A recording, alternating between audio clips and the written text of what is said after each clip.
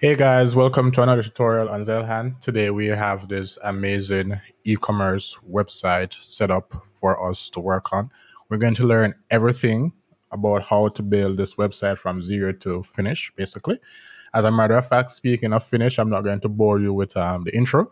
Let's just go ahead and do a test purchase. It's a furniture web store, as you can see, and it's made with Blocksy Pro. We're going to take a look at our shop now, and we will find something here worth buying. If we're adulting right, something here must spark our attention and our interest. These are all test items, but oh, this looks kind of good. Let's go ahead and add this to cart. That's good. Cart number has increased. We are going to view cart. Meanwhile, we can go ahead and compare this. It says Komodo Amcorp. I don't think that's what it is. I think it's a bed of some sort. We can compare it with this other bed right here. Let's move myself out of the way and let's take a look at the comparisons. We can click right here for the comparison, and we see everything that is important towards this purchase right here. We can also click right here, and it's going to bring up the purchase. From here, we can choose the winner with a like and remove product and continue our search. But we're going to just go ahead and take a look at our cart because we already have something in our cart. We have whatever this is. This is a bed. Oh, we're big on beds. So we have two beds. Let's just go ahead and view cart. Can add our coupon code. So you will learn how to do coupon codes later in the video, and you can watch our other tutorials. We are going to proceed to checkout. Now, here's the interesting thing. We have our shipping set up. So I'm going to go ahead and bring up this compare. I'm going to close it. No, I just need to remove the item. All right. And that's good. Now we have our shipping set up, and depending on the address that is added, it will give a rate. Now we explain shipping in detail because it's a complicated shipping setup that we have, where if you're located in Florida, you can get free shipping and you can do in-store pickup and you can pay upon cash delivery. And then there are some other conditions for if you live in America but not in Florida, and if you live outside of America. Currently, this is tagging my location to Jamaica. So it's giving me the flat rate for international shipping of $20. You can set that if you would like. And sorry about the train. I'm going to go ahead and fill in my details. This will be blurred out. And here we go. This is going to be a test order. Now that we've added our billing details and no, not billing details, but our address and so on, we are able to select from direct bank transfer or check payments. Now, here's the thing that I want you to notice. We don't have PayPal or Stripe activated, but I do teach you how to add PayPal and Stripe. The reason why it's not here right now for the test is because I'm in Jamaica. And believe it or not, PayPal and Stripe doesn't integrate well with Jamaican banks at all. It's not as easy as, okay, set up account and you're done. You have to go through some runarounds and pay some extra money and lose some money here and lose some. It's not fun. So this is what we have right here, but you will learn to do PayPal and Stripe. We're gonna go ahead and place our order, and it looks like our order has been received, which is absolutely beautiful. And this looks good. I'm very satisfied with this. So what I'm going to do now is I'm going to show you how to check out your orders. Well, not really check out your orders and check out, but take a look at your orders that you have received. Just go to dashboard right here. And on your dashboard, you're going to go to where is it? WooCommerce orders. And it's on hold. Now, here's the reason why it's on hold. I didn't confirm payment. It would have been processing or completed depending on the setup. But because I didn't pay with, Stripe or PayPal, it's on hold because the payment hasn't been confirmed. What you can do in this situation, you can click on the order. And on the order, you can change you can change the status from on hold to completed, and then you can update. All right. Then after you've changed the status and you've updated, you can go back to orders here. You're going to see a list of your orders and you see it's completed. The price is right here. Again, you can click on the order and you can see all the important stuff like who is it billed to, where should it be shipped to, and everything in between. And it says completed. Let's just go right here. So here we see that the order is completed and we can continue like that with our other orders. This is going to be a wonderful tutorial, guys. Remember, we're going to remember, even if you are a complete beginner, we're going to teach you everything from zero to finish, meaning that if you have never built a website in your life, at the end of this tutorial, it's over 3 hours, I think, you're going to learn exactly how to build this beautiful website. You're going to learn digital marketing as well, because it doesn't make sense you build a website and not have sales come in. You're also going to learn how to increase your sales, increase your website traffic. You're going to learn a bit about SEO. And this is pretty much a complete tutorial to get you set up with an online business. Now, if you don't want to do this work for yourself, there's a link in the description below. You can go ahead and hire our team to get the work done for you. You can also join our email list, but most importantly, help us reach 1,000 subscribers. So by hitting subscribe, because that's a goal that we've been working on for the past several months, things have slowed down, and I'll be very thankful for that. So let's get started in this tutorial. Thank you. Hey, if you're enjoying this video so far and you find it helpful, I think you'll enjoy what we have in store for you. If you're ready to take things to the next level and get some personalized guidance, why not book a paid consultation with our team? We'll work directly with you to help you solve your specific business challenges and help you fast track your growth. It's like having a personal roadmap tailored for you. Now, I get it. Maybe you're not ready for a consultation just yet. No worries. You can still benefit from our expertise by joining our email list. We'll send you free lessons packed with powerful strategies to help you grow your business. These lessons will give you actionable tips and insights straight to your inbox so you can keep learning at your own pace. So whether you're looking for personalized help or just free valuable content, there's something for everyone. Hit the link below to book a consultation with our team and to join our email list. Thank you. Now let's get back to the video. All right, to get started, what we're going to do is we're going to get our domain name and we're going to set up our website hosting. The way we're going to go about this is not the way that they normally do it. And here's what I mean. In the description of this video, there's going to be a link to different website hosts. We're going to have Name Hero and a few others. What we're going to do is we are going to get our domain name from Name Hero. All right.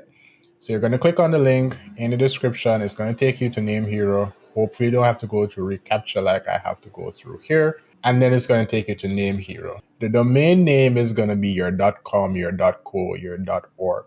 The name of your website, the website address. So google.com, namehero.com, that's the domain name. Most times it's going to be your businessname.com. So if your business is Pete's Pizzas, it's going to be petespizzas.com. And sometimes it can be .co.uk depending on what you'd like. And then after that, you're going to set up what's called hosting. Hosting is going to be the computer that is on 24/7 or the server that is on 24/7. That's going to make your website available across the globe. What we're going to do that's different, and I'm going to show you how to do it the regular way. We're not going to be using shared hosting, that is Name Hero. We're going to be using managed hosting, because the managed hosting solution we're going to be using is a little bit price flexible, but it offers a lot more power. What we're going to do here is that instead of using Name Hero for the domain name and the hosting, like most of the YouTube tutorials, we're going to go a little bit more advanced, where we can use more advanced and better web servers like Amazon Web Service or Google Cloud, for example. Or we can go cheaper and use DigitalOcean or Vultr or Linode. And we're going to get this by using Cloudways. So here's what we're going to do. On Name Hero's homepage, namehero.com, we're going to click domains. We're just going to purchase a domain. So I'm going to type Zeilhan tutorials. And I'm not going to be using .com this time. I'm going to be using .co.uk. I know I am not in the UK. So we'll have .com. That's added from my previous session, because I was trying to set up hosting. But don't worry about it. It's going to be the same process. What I want is .co.uk. So there are different domain names. We're just going to go with the .co.uk option because it is cheap. It's added to cart. Now I'm going to click on the cart. I am going to remove the hosting that is there. So it says here that if you plan on purchasing web hosting with Name Hero, and this is the most important part, because remember I told you that we're not going to be hosting with Name Hero in this situation. But if you're using Name Hero as a host, you click continue and then you can purchase your hosting and you can go from there. But we're not going to be using Name Hero. I am going to leave the name servers as is though, because I don't yet know the name servers for the host that I'm going to be getting. So we'll get that later. So this part right here, zeilhantutorials.com, is from the previous part of the tutorial that you guys probably won't see when I was trying to get hosting from Name Hero and it was not working. In another tutorial, I'll show you how to get Name Hero hosting. But right now it's not working. The checkout page is crashing. So let's hope it doesn't happen with the domain name. So zeilhantutorials.co.uk, email forwarding, DNS management. You can get those. This is just a tutorial for me. I don't need it, so I won't get them, but you can get them. You can read. It basically makes your website available faster and it makes you have all your emails in one inbox. Perfectly fine. Not a big deal for me. So we're going to continue. All right. So I don't need the .com. Let's remove that. No savings. We are going to create a new account. All right. So once you've created your account, all right, guys, so you're going to create your account, first name, last name, email address, etc., your billing address, and all of that good stuff. Once you have created your account, you're going to go ahead and select your payment method, enter your payment details, all right, and you have read and agreed to the terms of service, and you check out. And that's what it's going to be. I already have an account with Name Hero. I think I'm going to go ahead and use that existing customer account because I just need a domain name. I don't need a separate account. When I'm doing the hosting tutorial for you guys again, then we'll get a new account. So I'm just going to use the existing customer login. I'm going to log in. Everything is as I'd like it. Read and agreed to the terms of service. And we are going to check out now. All right. So let's go ahead and check out. All right, order placed, continue to client area because we're going to need this section. Now I do have 8 domains here. I've had more, some are expired, some not so expired. We're going to click on domains. We are going to go all the way over to Zeilhan Tutorials. Let me just make myself a little bit smaller. zeilhantutorials.co.uk. We are going to click on this one. Click on it. And everything is as we would like it to be. No SSL, perfectly fine. We'll set that up very soon. So now that we have this set up, and remember guys, once you set up your account, you're going to want to go to your email address that you used, and you're going to want to get all the good stuff happening, like getting your confirmation code and everything like that. You can go ahead and do that. I already had an account. That's something I need to show you. Now for the hosting. The hosting that we're going to be using this time is Cloudways.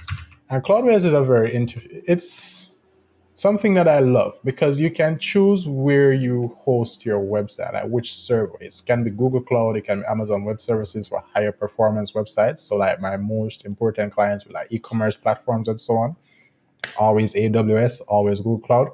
Or you can go with something a bit more budget friendly. For this tutorial, we're going to use that. I'm going to be using Vultr. For now, what I'm going to do is I'm going to set up a new account with Cloudways because I'm actually going to be getting website hosting. Now, Cloudways is very beautiful. I won't ramble on too much. We're just going to get started. So we're going to say start free.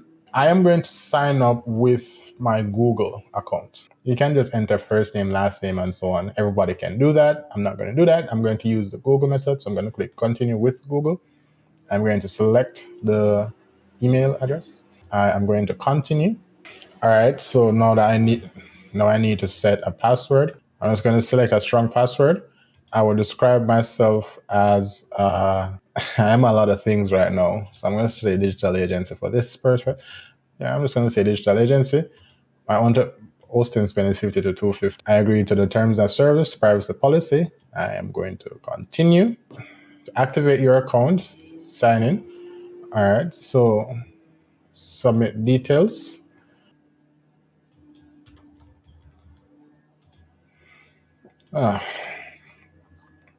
All right, guys, good news. So my Cloudways account has been activated. Woohoo! It took a few days, but I'll show you the process. So to get activated, you just need to go to cloudways.com. All right, so you apply for an account, then you actually go to cloudways.com. Let me get my chat out of the way, and it's going to be right there. And when you go to cloudways.com, you're going to click send a message. All right, send us a message. Go to verification. Once you go to verification, it's going to automatically apply with the instructions to get verified. So I literally did all of this. So I sent them the email account that I used to sign up. I sent them links to my Twitter and LinkedIn accounts. I sent them my company's website, which, Zeilhan.com. I sent them my ID. So I used my driver's license. And I also sent them my contact number. So I used two socials. I used my company's website. I used the email address, my driver's license, government issued ID. And within about 3 or 4 hours, I was verified. So we're verified. We are going to log in and activate. I understand the risks. Take me there. All right, this is good. So here's what we're going to be doing. Let's get started. Okay, so here it's telling us you can deploy more apps once your first server is ready. So to set up a WordPress install, we're just going to click next right here. And I'm going to call this, all right, go next. Actually, I need to just name it first app. First app. I'm going to call this first server. And I'm going to call this startup project. I'm just going to install startup project. Then we go next. So it's saying that I can only use DigitalOcean, AWS, and Google. So let's just go ahead, set up that. Select your desired server size. I'm just doing a test website, so I can just go with a 1 gig regular server, but most times you're going to go with a 2 gig high performance. All right, so I'm just going to go with my 1 gig regular server. Let's go next. So the location I'm going to use is actually Miami. If I can use Miami, it doesn't seem like Miami is one of the options. I'll just go with New York for now then. So try to blazing platform with 3-day trial, no credit card. Yes, let's go on. I'm perfectly fine. You're all set. End. So I'm going to launch now. And remember, this is a WordPress install. You can also go with a multi-site. So that's a WordPress multi-site, and you can go with a WooCommerce installation. So I'm just going to go ahead and launch now. So it's adding my server. All right, first server has been created. Our server is here. We have an application. So after you've made your server, this is the most important part. After you've made your server, so you're going to go to dashboard. We have a server right here. So we have a server installed. Here's what you're going to do next. You're going to click on your server. You're going to copy the public IP. You're going to log into your name here, client section. When you log into your name here, client section, you're going to go to DNS management. At DNS management, you're going to add at a record, and you're going to paste in the IP address and save changes. So this is what you'll have when you're done. Once you've done that, I want you to copy your website URL. I want you to go incognito and go to DNS checker. All right. DNS checker. You're going to paste in the URL. You're going to search the A records.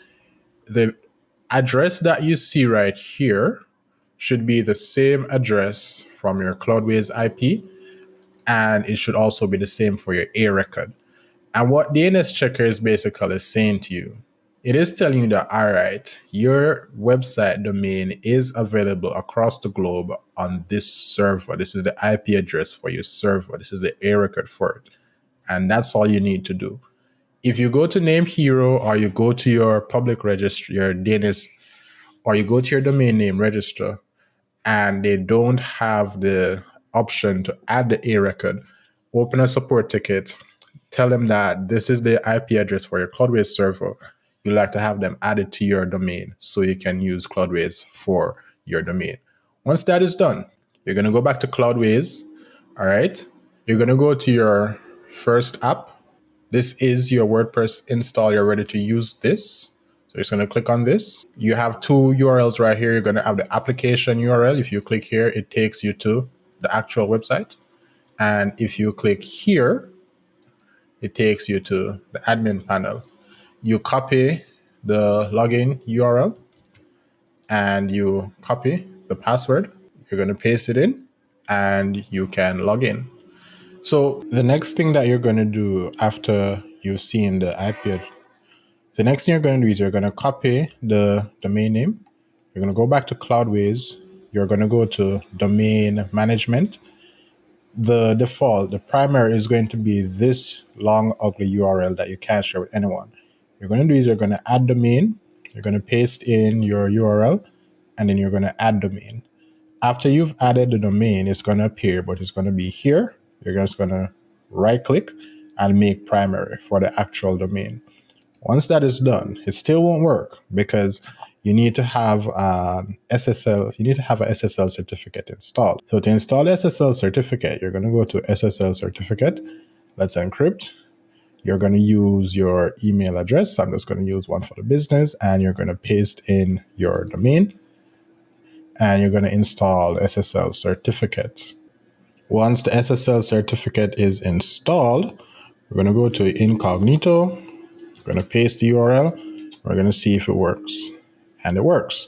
Now to go to your admin address, you're just going to right click here. You're going to say WP admin. Once that happens, you're going to go back to Cloudways, access details, copy and paste your email address, copy and paste your password, and you're going to log in.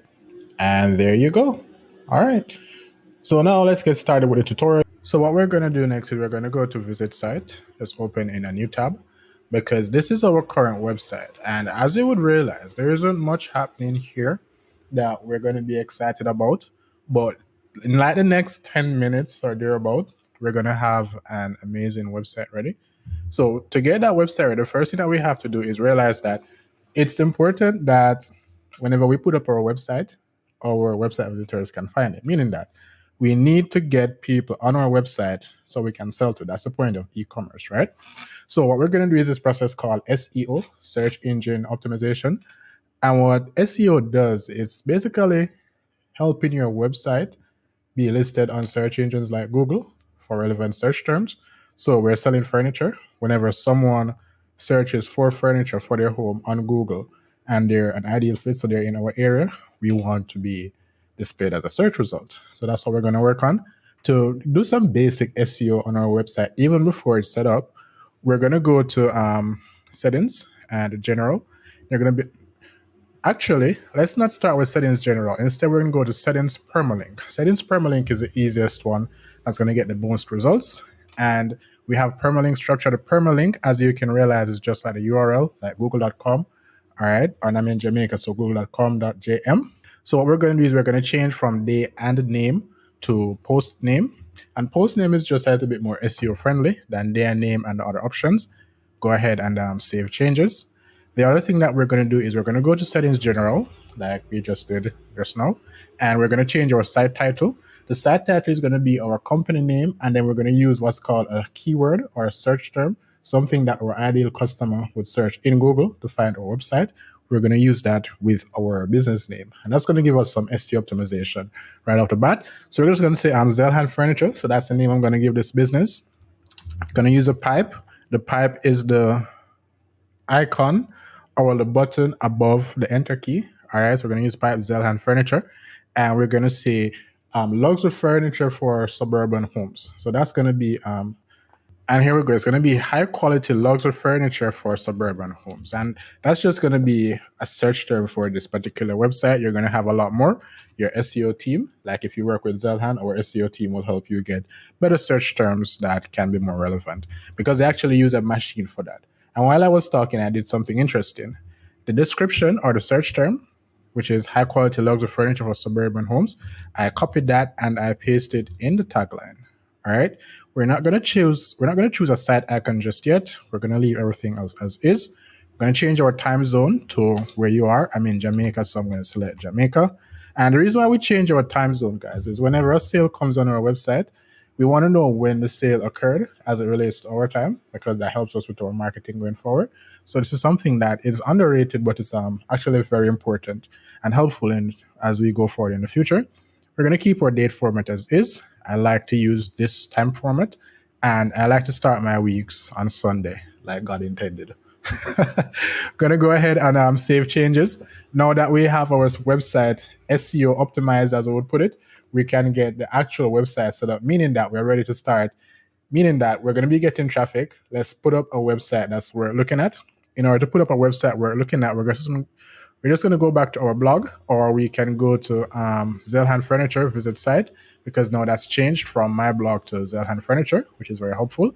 And on Zeilhan Furniture, this is our website. In order to make this into an amazing and beautiful website, we're going to need to learn what WordPress plugins, and themes are. The first one we're going to look at is a WordPress plugin, because WordPress plugins They work with themes and they're a lot easier to explain. So right here, there is a smartphone. All right, this is a smartphone that I use for my business. And on the smartphone, we have what are called apps. So I use WhatsApp on the smartphone. I use YouTube. You guys are watching on YouTube, go ahead and hit subscribe. And I like to listen to radio at times, Spanish radio, tuning radio. These are all apps that add functionality to my phone. So normally, when I just get the phone, I can't just watch videos on YouTube. I can't listen to radio from Spain, and I cannot use instant messaging on WhatsApp. The apps provide that function. Plugins are the same thing for your WordPress website, in that a plugin is going to add extra functionality to your website. All right. So extra functionality added to your website. And what this does for you is makes your website more robust. To add a plugin, you are going to go to dashboard. All right. On the dashboard, which is what you're going to see right here, you're going to go to plugins, installed plugins. On installed plugins, we have a few right here. We have WP Server Security, Anti-Spam, and Malware Scan. This is one that I installed before the start of this part of the tutorial because it's going to secure the website while I do this tutorial. So this is a security plugin, adds security to my website. So in order to add a plugin, we're not going to learn to delete yet. We're going to learn how to add a plugin. To add a plugin, you go to plugins, add new plugin, or on the list of plugins here, you go to add new plugin. I was speaking about tuning radio. So let's see if we can actually find WhatsApp because that's popular. Let's see if we can add WhatsApp. So just type WhatsApp. So here we have WhatsApp searched and we have options up here. It says here that this is free live chat, calls, and WhatsApp. Click to chat holidays where you can add WhatsApp chat, and it has 600,000 active installations. It was recently updated. This one was also recently updated as well, but it has less downloads but more reviews. So I'm going to use this one because it has more reviews. It was updated more recently. It's going to go ahead and click install now. After you've installed the plugin, you need to activate it to start using it. So we're going to go ahead and activate. And having activated the plugin, you can go ahead and go through the installation steps. Now, here's the interesting thing, guys. What we've just done, we've just added a whole lot of code to a website that adds this functionality. Normally, it take days, weeks, sometimes months to code these functionalities into our website. And just with a plugin, we've added that. Now, we're not going to go ahead and add this just yet. So we're going to remove it. In order to remove a plugin, you're going to go to plugins, all plugins, or installed plugins. On the installed plugins, we're going to take a look at all the plugins we need to remove. We're going to remove Chatty. So to delete it, we first have to deactivate it, then we can delete. I'm just going to click on deactivate, and it needs some sort of feedback. I hate when they do that. I am going to, we could skip and deactivate. Anyway, I'm going to skip and deactivate. Now that it's deactivated, we're going to delete. We also don't need this anti-spam and hello dolly because we get anti-spam from this plugin that I added. You're going to get anti-spam in the security section coming up. Just go ahead and select everything. Uncheck the one that we want to keep. Bulk actions, delete, and we're going to apply. Now that we've removed our plugins, we've added plugins, we know how to work with plugins, we're going to go to themes. Now the theme is going to influence the look and feel of our website. So this is an Android smartphone, and you do have Apple devices. Now both Android and Apple can use WhatsApp and TuneIn Radio and YouTube as, apps. But they might look a little bit different across each device. And that's because of the operating system, iOS versus Android.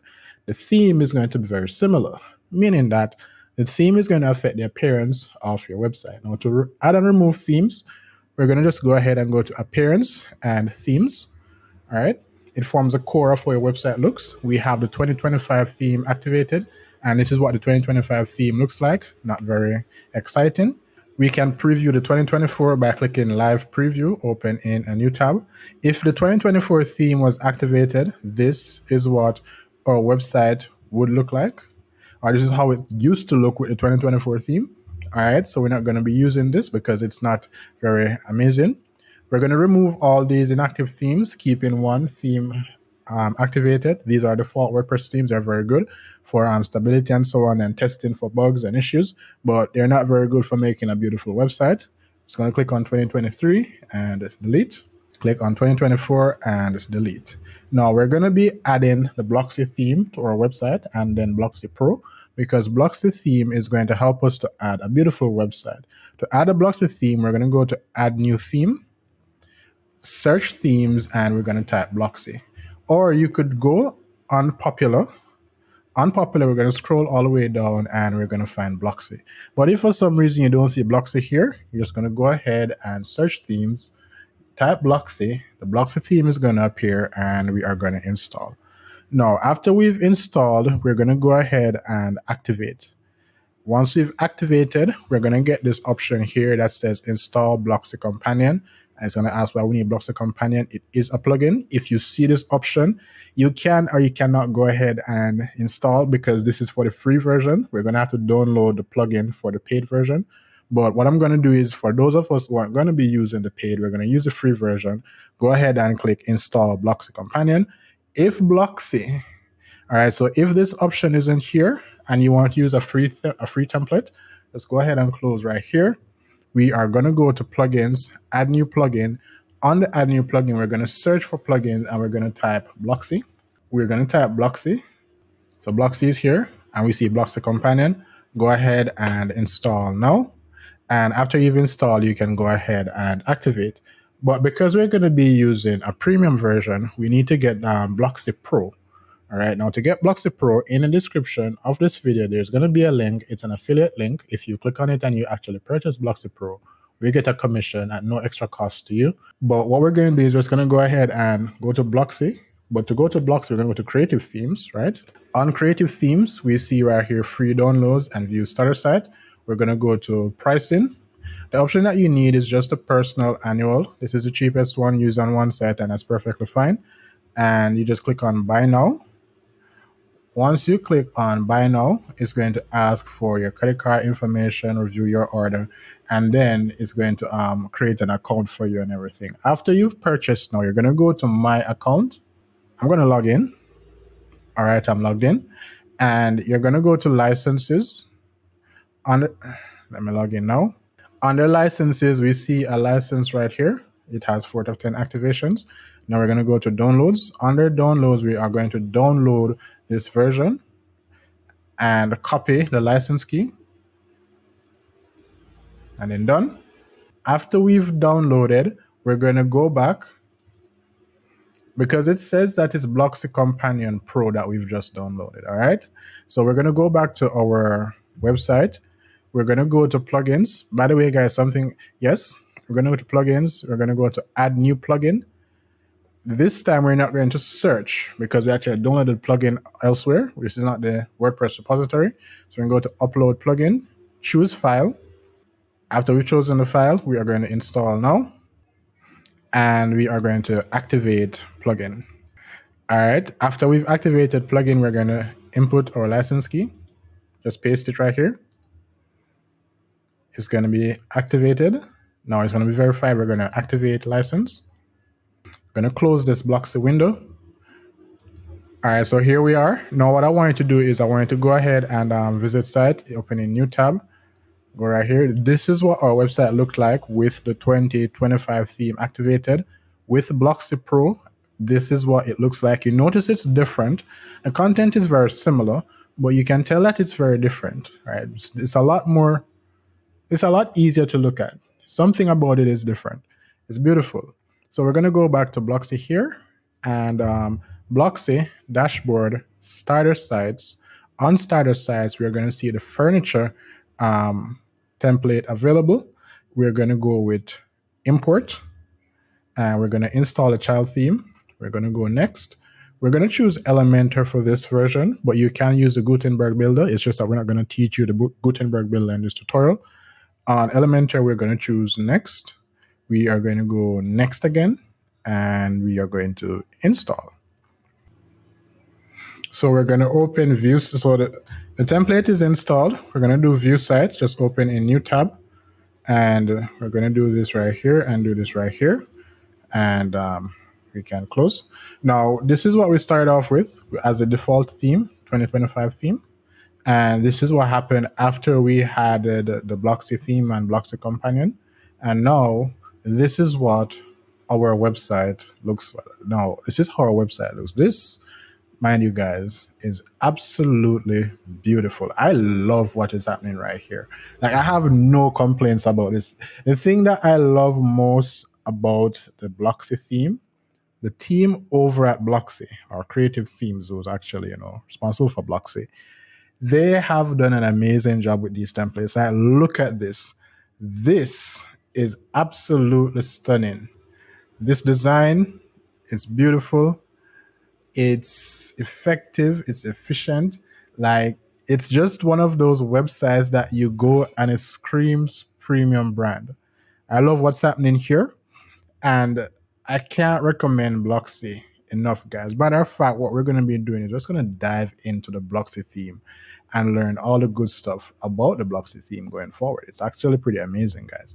So let's get going. So we're going to have to learn how to make this website ours, meaning that we're going to make this website a beautiful website that works for our business, whether we're selling furniture, bicycles, pizza, it doesn't matter. We're going to work on that. But trust me, as we are right now here, chef's kiss. Mwah, beautiful. All right, guys. So this is the website. It's actually pretty beautiful what we have going on here. And we can go ahead and share this with our friends and family. You can go ahead and share this with your customers. All you have to do is just click on the URL and copy and paste in your email or your messaging app like WhatsApp. So this is beautiful and this works. All right, that's good. But what about your customers? Meaning that when someone is ready to buy from you, or they know about your business and they search your business name and this website appears because, you've been doing SEO, this is what they're going to see. And while this is beautiful, this isn't your business per se. Like, these products aren't your products. And what we want to do is we want to get your website to a place where your customers don't see it until it's fully edited and customized and ready to serve them. So what we're going to do is we're going to use what's called a coming soon page. And what a coming soon page is going to be, it's going to be a page that is going to be displayed that prevents customers from seeing these pages. So you can go to the contact us page. You can see the contact us page. You can see the shop page and all of those pages. But your customers won't see it until you are ready for them to see it. And the way that we're going to do this is we're going to add a plugin that's going to give us this functionality. So we're going to go to dashboard, plugins, add new plugins, or add new plugin. We're going to type under construction. Construction is there. You can type that. Under construction is here. We are going to use this one. Go ahead and install now from Web Factory. Activate. Now that we've activated, you might see this option that says WooCommerce database update required. This is going to appear from time to time. It's not a big deal. You click on it and it'll be done immediately. So just go ahead and update WooCommerce database. And that's good. Now we have under construction ready. It's right here. So it's going to go on settings. All right. Under settings, a few things we have to do. Just dismiss this message. We are going to select, one of these previews to show. I'm going to show you how it works soon. So we're going to use a dark mode. So I think I know which one I want to use. Perhaps a dark mode version of this one. I don't know if it's available. Let's look. It doesn't appear so. So we can use the hard worker. Let's go ahead and activate. Just going to use one of the free ones. All right, that is good. It's still not on because if you go to the website incognito, you are going to be able to see the website, which is not what we want. So close that. We're going to go to under construction mode on. And now under construction is on. If we go incognito, we are not going to see the actual site, which is good. This is amazing. So now your customers can see your website and you have the option of working on your website beautifully, working on your website until it's beautiful. If you visit site while you're logged in, it's going to take you to the actual site and it's going to tell you that you're whitelisted so you can see the normal site, which is what we always wanted. But let's say that you're working for a client and you want to show them the work that you've been doing. How exactly are you going to do that? Well, there are a few ways you can go about it. The easiest way is to disable under construction. All right. And when you see disable under construction, we can just open the incognito. Then they can view the site. After they've viewed the site, then you can reactivate on the construction. But that's hit and miss. The next way that you can go about it is you can go to your dashboard, go to users, add new user, and you're going to add a new user, username, email, and a password, but you're going to make them an administrator. Now, here's the thing about this method that I want you to do before you even consider it. If you're building this website for a client, don't do this, because anyone who's an administrator can delete you as the current administrator and take the website. So the client perhaps could delete your profile, take the website, and don't pay for it, which has happened in times past. So use this service sparingly, only with someone you completely trust. Well, in this case. So that's it for under construction. Now, the next thing that we like to do, and it's a little bit different than other WordPress tutorials, is that before we even start designing, so we're just going to go over to our website so we can see what we're working on. While we're working on this website, meaning that we're going through a tutorial or we're building this website for our business, I like to protect it, meaning that we're going to keep it safe from hackers, malware, and spam, even though it is not ready for the public.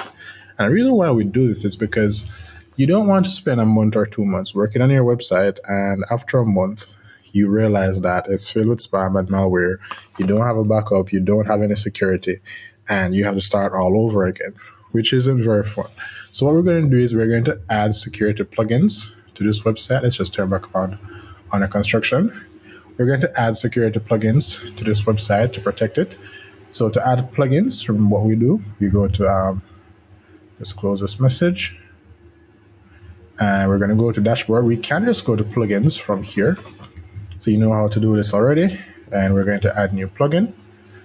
After we add new plugin, we're going to type security. It's right here.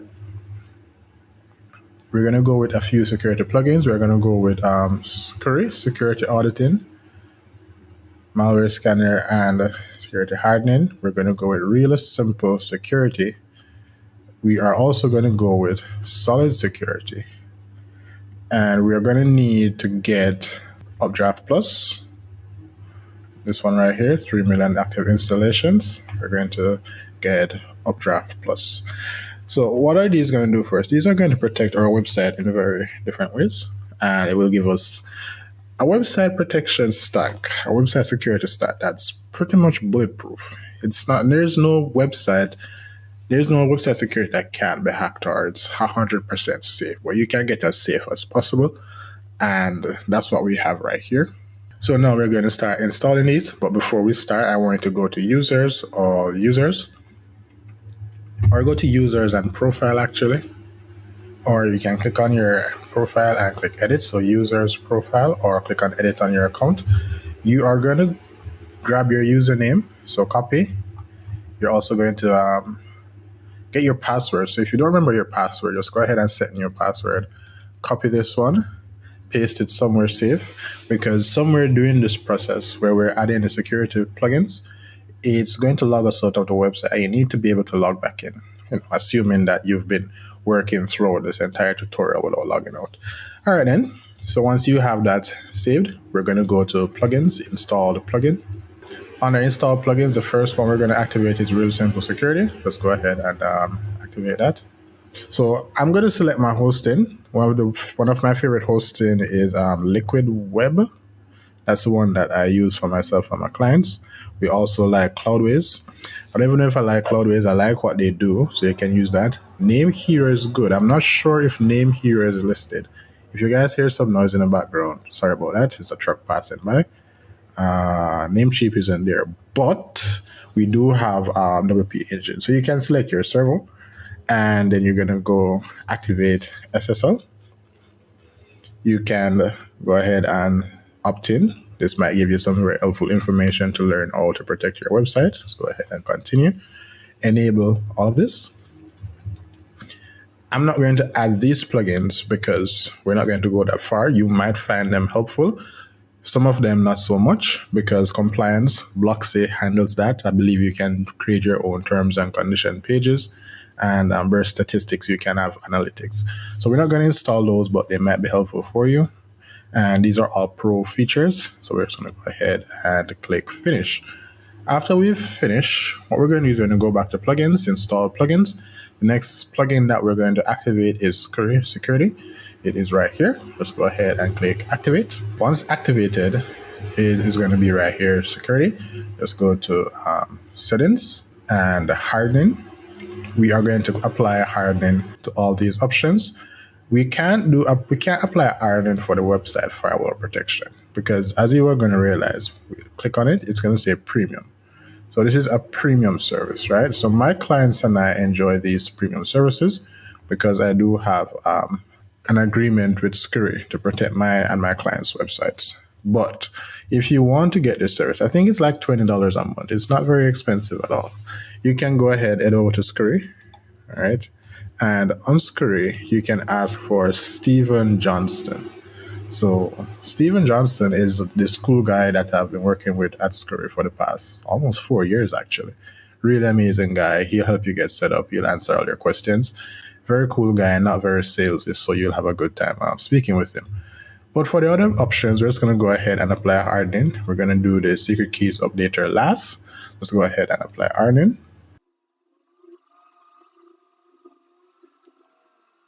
And we have applied hardening. Now, the next plugin and that's it for Sucuri, by the way, guys. The next plugin that we're going to work on is we're going to go to plugins, installed plugins, and we are going to do solid security. Just go ahead and click activate. Now, I've been using solid security for almost, there we go. So now we're logged out. As you realize, I told you that we're going to be logged out at some point. That's fine. Just go ahead and enter your username and your password and go ahead and hit login. Go ahead and refresh. If this happens, just click on the URL, click to where you see WP admin, and delete everything else after that. All right, and enter, and you should be good. All right, then. So we're logged back in. We're gonna go back to plugins, install plugins. Solid security should be there. Let's go ahead and activate solid security. As solid security is activated, what we're going to do next is we're going to go to the left panel and we are going to go to security, setup. And I have WP Server, so I don't need solid security, but this is an easier one to install than WP Server for a few reasons. So we're going to go with solid security. Let's just allow and continue this information. What we have here is an e-commerce website. So let's go ahead and select e-commerce. And you can scan site. I'm going to skip sites. Words. I'm going to skip site scan simply because I already have WP Server right here that I showed you earlier.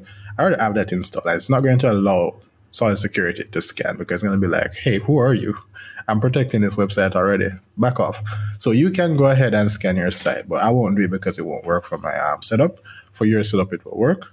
After you've completed your site scan, we're going to meet in the next step, which is right here. And I don't have a WP multi-site, so I can't do network brute force, but I'll just activate it for those of us who might have one. Let's go ahead and continue. Keep all these options activated. Continue. It can allow two-factor authentication, but I'm not going to set it up. Let's go ahead and continue. And this is my own website. I hope this is your website as well. You can enable Security Check Pro and go next. You are going to authorize my IP address, and it's detecting your IP. Authorize my IP address again, and there we go. Because what this is going to do is going to say if someone is accessing the website from this IP, then you're not going to be subject to the same security rules because we know this person, and that's going to be helpful for you guys. So the next thing that we're going to do is we're going to go next. We're going to go next. And we're going to use the default user groups. We're not going to change anything here. And we're going to go next. We can keep admin. I wouldn't say shop managers because they might not be someone you want to get your security information. Let's go ahead and complete setup. And we're done. Now we're going to go to the dashboard. Let's click right here. And you're going to see I actually love solid security. It's really beautiful. A really beautiful interface they have going on right here. You can back up your website, which is what we're going to work on next. You can configure a firewall. They have services powered by PatchStack, which is actually pretty good. You can ban IP. So if there's an IP coming that's posted spam and salacious links on your blog post, you can ban that IP, and you can ban many of them at once. Actually, beautiful interface, really helpful. And it's a powerful plugin. Like I was saying before, I realized we were logged out. I've been using Sucuri for about 7 years. I've been using Sucuri for about 7 years on one of my clients' websites, and I've never had any issues with them. Really good. Really, really good plugin. All right, then we're going to go to plugins again because now it's time to set up website backups. Scroll all the way to the end, activate UpdraftPlus. Press here to start, or you can just click on settings. We are going to go to settings right here. All right, so I'm going to close this. For your e-commerce concern, you want to back up your database and your files very frequently. Your database, not very often if you don't want, but definitely go ahead and back up everything. The backup scheduler I recommend, if it's a very busy website, go with every 2 hours. If it's moderately busy, like you get a sale or you get like 2 to 3 sales a day, you can go with every 8 hours, but no longer than that. So somewhere between 2 and 8 hours. If it's a sale once per week, you can go with every 12 hours. And you want to keep a month of backups. Now, this means that you're going to do 28 times how many times the option here goes into 24. So if you choose 2, 2 goes in 24 12 times. So you're going to say 12 times 28, and that's going to give you the amount of backups that you keep.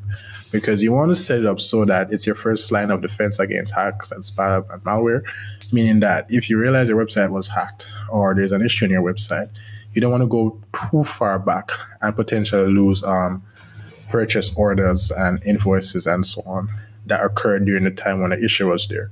So that's why you back up as often as possible. So 12 hours, so it's 2 times per day.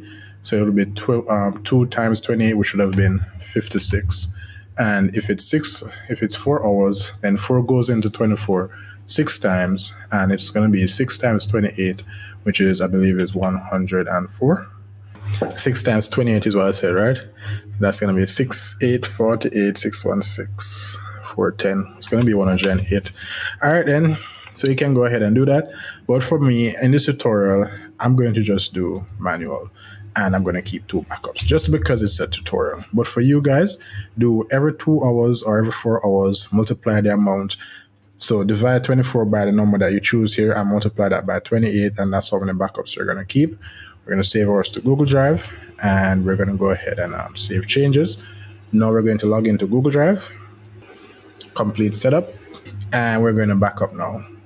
All right, now that our backup is complete, what you're going to realize happen is that you're going to have an option right here for your backups where you can restore. So that simply means that if today is the 16th and yesterday you had an issue, today is the 16th, you have an issue this morning that you can't fix, you can just go to the backup that was done on the 15th.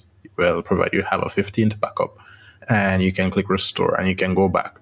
And that issue that just happened this morning will be removed. And that's how you're going to use your backups powerfully to protect your website. As a matter of fact, in website security, having a reliable backup is your first line of defense against vulnerabilities, right?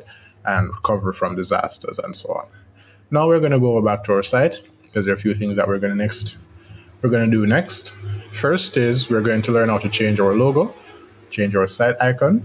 We have a complex header, so we're going to have to learn more about Blocksy Pro, which allows us to have a header right here, a header right here, and a header right here, and also to have these options here and these options here. You notice that the website is really beautiful. How exactly do we add products? So that's the e-commerce section. How do we change the price? How do we change a picture? How do we change the name, change the category? We're going to learn how to do that. After we've learned how to do that, or perhaps before, how do we actually edit the website? So that's even before we're going to learn how to change the color. So we might not like green for our website. We might like blue. We might like red. So we can go ahead and learn how to change colors. That's the color psychology is going to come in. That's where color psychology is going to come in. We're also going to learn how to change our font. Which font works best for my website, for my business? That's where we're going to learn. That's where we're going to learn about fonts, typography, and branding. So we're going to do a little bit about branding and marketing. because we're not just building a website. We're going to build a website that's going to get you sales. And that's what we're working on right here. How do we add a link to this button? And so on and so forth. This is going to be an amazing tutorial, guys. And just go back because that link is broken on that button. All right, guys. So we're going to just go so we're going to go ahead and dive right in to this tutorial. As I mean, you look at the footer, beautiful footer. How do we change this information? How do we update this? How do we connect our email to this section right here? There's quite a bit that we're going to have to learn, guys. So let's just get going into that. So now we're just going to go ahead and get started with these changes. We are going to learn how to edit the header. We're going to change the logo. We are going to do some work on the footer. So we're going to learn how to edit the footer. We're going to learn how to edit the header.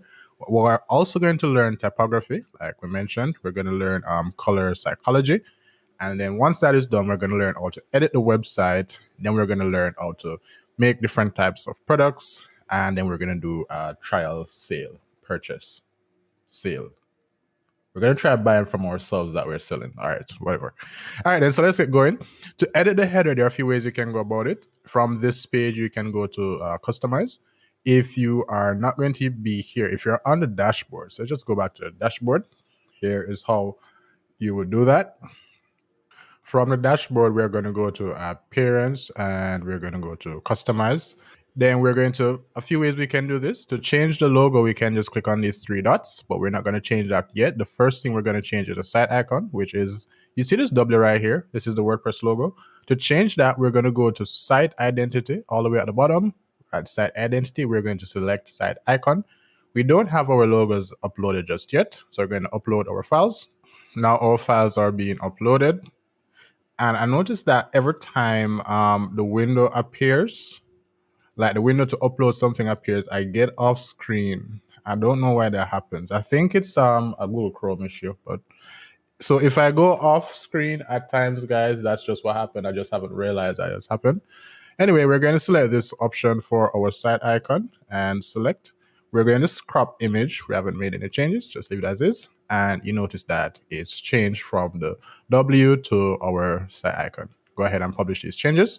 Two ways we can edit our header or our footer for that matter. We can just hover over the element that we want to edit. We're going to see three dots appear. We're going to click on these three dots and they will take us to where we need to be. And that's the easiest way to go about it. But if you don't want to go that route, you can go back all the way up to the top. You're going to see header and then you can edit your header. The important thing, guys, that I want you guys to notice right now, all right?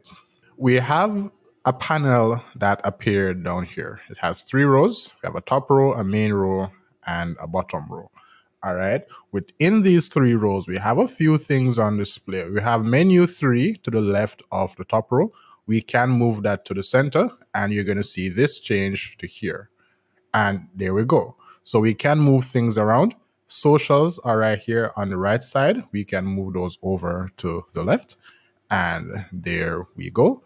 And that is how we can change our options. Now, it's the same thing. We can move menu 3 from the top row to the middle of the main row. And it's going to be a little bit crowded. As you can realize, it's a little bit crowded and the colors don't match because and so on. So that is how we can go ahead and make these changes. I'm going to try to put it back as it was because I liked it the way it was before.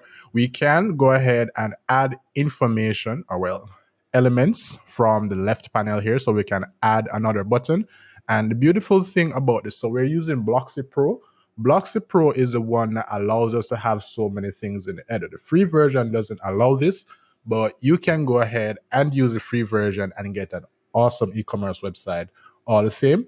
It's just a bit more robust, a bit more flexible, and quite darn attractive, mind you, when we use the Pro version. So we don't need the button. I'm just showing you how to do that. I'm going to go ahead and delete it.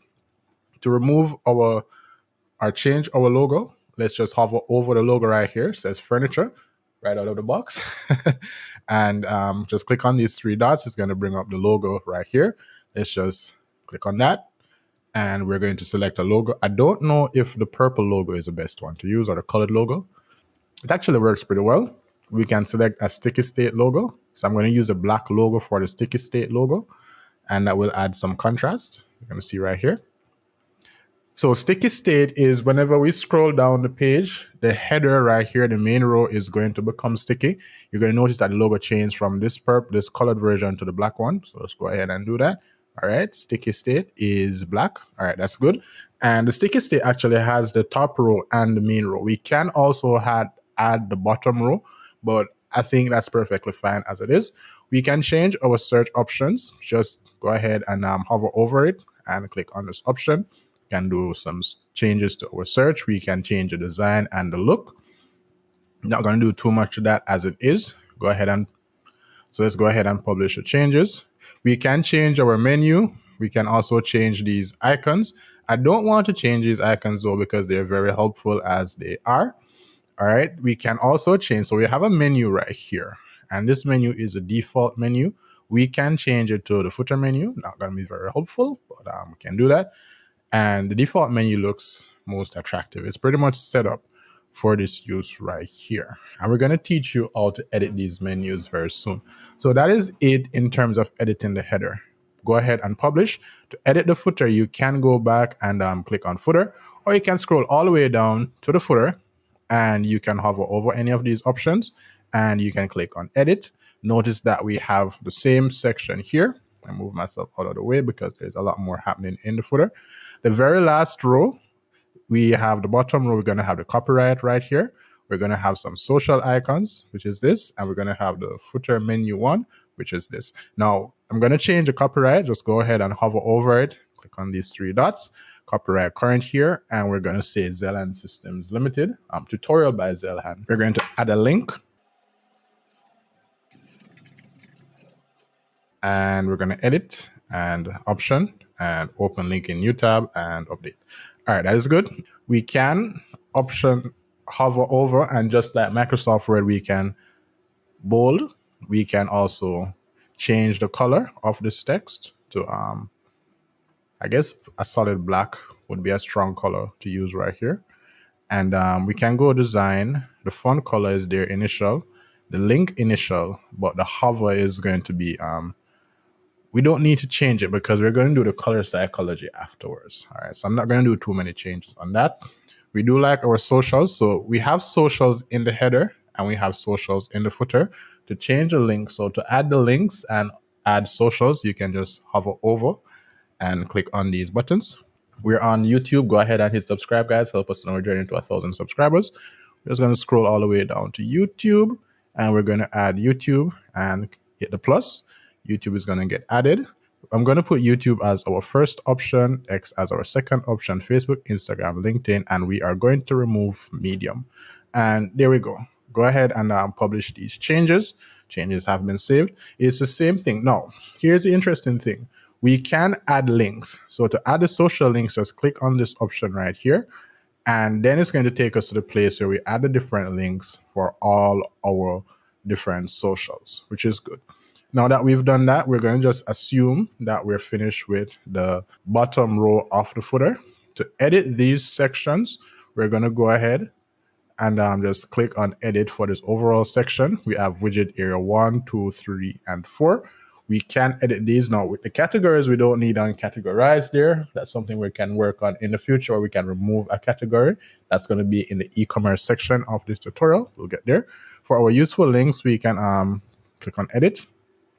On edit, you notice we have careers. You can click right here, add a line, and we can say home, bro, and then highlight this option.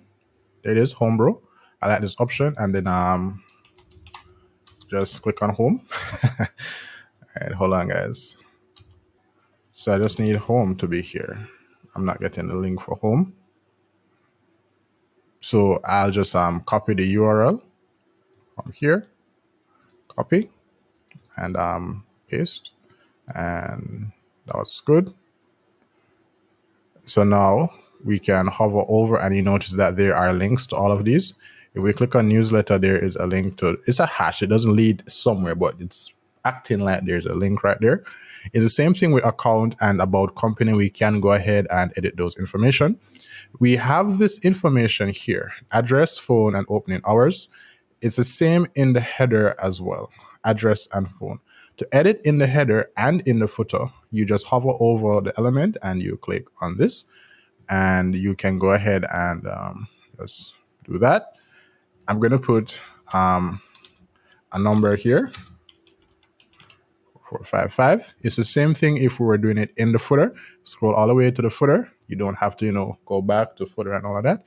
Just scroll to the footer, and we can edit these sections. We're going to see the address, the phone, and the work hours.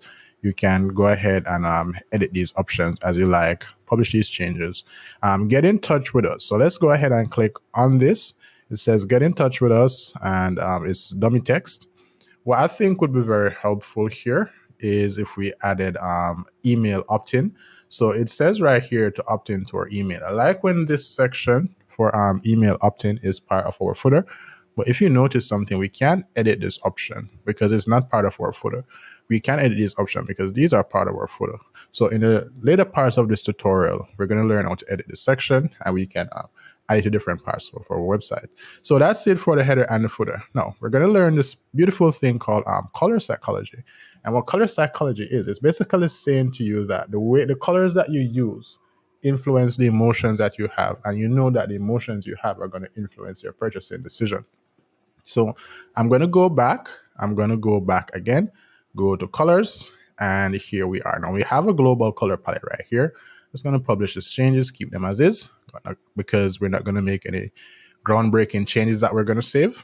All right, to show you how color psychology works, let me move myself out of the way. I perhaps want to minimize myself as little as possible, I guess. All right, we're going to go to global color palette, color palettes, and let's just use this light green. And you're going to notice that the site looks and feels a lot different with this color palette versus what's already there. Let's go ahead and click on that. And you notice it's a little bit more bright, a little bit more adventurous. It feels different, guys, is what I'm saying. It absolutely feels different. And this is what we mean by color psychology. Now, the light green versus the dark green isn't such a strong contrast. All right. So what we're going to do is we're going to go back to color palettes, and we're going to use something like this orange. And you notice the look and feel of the website is changing with these colors. This one is a bit more vibrant, a bit more excited, more high energy, more out there, if you might. And from that, you can get the idea that the colors that you use for your business is going to be very important in attracting the right client or customer, in this case, for your business. Now, here's what we're going to do. There's a website that is going to give you color palettes for use. I'm going to show you how to get to that website and how to use that website. It's coolors.co. The other thing that I want you to understand is, so let's say you're working with our team and we're going to build this website for you. We are going to build you, we're going to get you a design palette with the right colors and so on. So if you look right here, there are a few colors right here. We're going to create that for you. So you don't have to worry about getting colors at random. But let's say we're going to choose colors at random. Let's just go to coolors.co. On coolors.co, we are going to go to explore trending palettes. We can use a generator, but there is a chance that it could cause seizures. So I'm not going to use that. And we have a nice blue palette right here, several colors. They all complement each other. We can scroll and we can select from these color palettes the colors that we like best. And like we said, the color palettes are going to influence the emotions that you choose. Now, here's the thing that's beautiful. Go to Google. We're going to look at color psychology. And it says here, color psychology is a study of colors and hues as a determinant of human behavior. And we pretty much knew that coming into this. On images, we are going to see this chart right here. Notice that many of the food brands use a combination or one of red, orange, and yellow. All right. To build trust, we tend to use blue. Growth, health, and feeling peaceful is related to green, and balance and calm is related to grays and whites and the like. All right, so this is beautiful. This is good. You can use this chart to help you decide which colors you want to use for your brand, or you can use this one right here, and it will help you. And then after you decide on these colors, let's say you want to use red and blue, or these two different shades of blue, you can head over to Coolors and you can select colors that you think would be helpful with that. Now, like I said, you can make your own palette by using a generator. We're not going to do that because, it could cause harm to some of our viewers. But let's just say we're going to use blue. Let's just grab this blue right here, head over back, and this dark orange, we're going to highlight and we're going to paste. And notice that things have changed dramatically. Now we're going to head over back and we're going to grab a light blue, and that is going to replace this light orange that we have right here. And let's just paste. And notice that these changes have now taken place. And this is actually a beautiful website as is. I do love the feeling that I'm getting with blue. But here's the thing though. I believe that the green works better for furniture, because even if you look at color psychology tells us that earth, where is it, peaceful growth and health, has to do with green.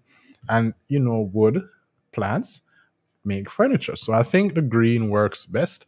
Let's see if we can find a nice green palette. Oh, this looks good. Let's just grab this one and go to the dark blue, scroll all the way up so we can see those changes. And let's paste. All right. And let's hope we can find a nice, vibrant green. Oh, this green might be a better green because that's kind of sad. And there we go. And a nice, vibrant green would be good for this lighter color right here. And paste. I'm going to use this one to see if we can get something that just pops. All right, that's good. And we can then use the sad green that we just took, forest green or swamp green, I believe. I don't know. By the way, all these colors, all these different colors, they have a name. So we're just going to go ahead and paste. And that could work, but I would prefer what we had before in this color.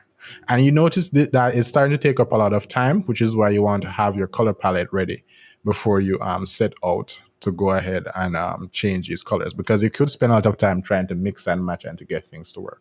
Now that, and I'm not going to save these changes, so no worries. Now that we've understood how color psychology works, we're going to learn about typography. Now, typography and fonts, different fonts are going to influence our website in different ways. Now, here's what I mean. I don't want to speak too much when showing you could mean a lot. Just know that different types of fonts and different fonts changes the look and feel of your website. So we're selling furniture. This font is a little bit modern. It brings the feel of a luxurious brand, which is why you can charge a high price using this font, because it pushes the idea of a luxurious brand, high quality, and this is very good. Now, what we can do is we can go from colors, go back, and then go to typography. On typography, we can change the base font from, I'm not sure what the base font is actually. Let me just click on this, and it says system default. So I don't know what the default text is, but let's use, Helvetica is a nice text, but it's not going to give me the feeling that I want. Let's use Arial. You're going to notice that it changes. All right. It changes. It automatically feels a lot different. It doesn't feel so much like a furniture website anymore. It almost looks like a blog, actually.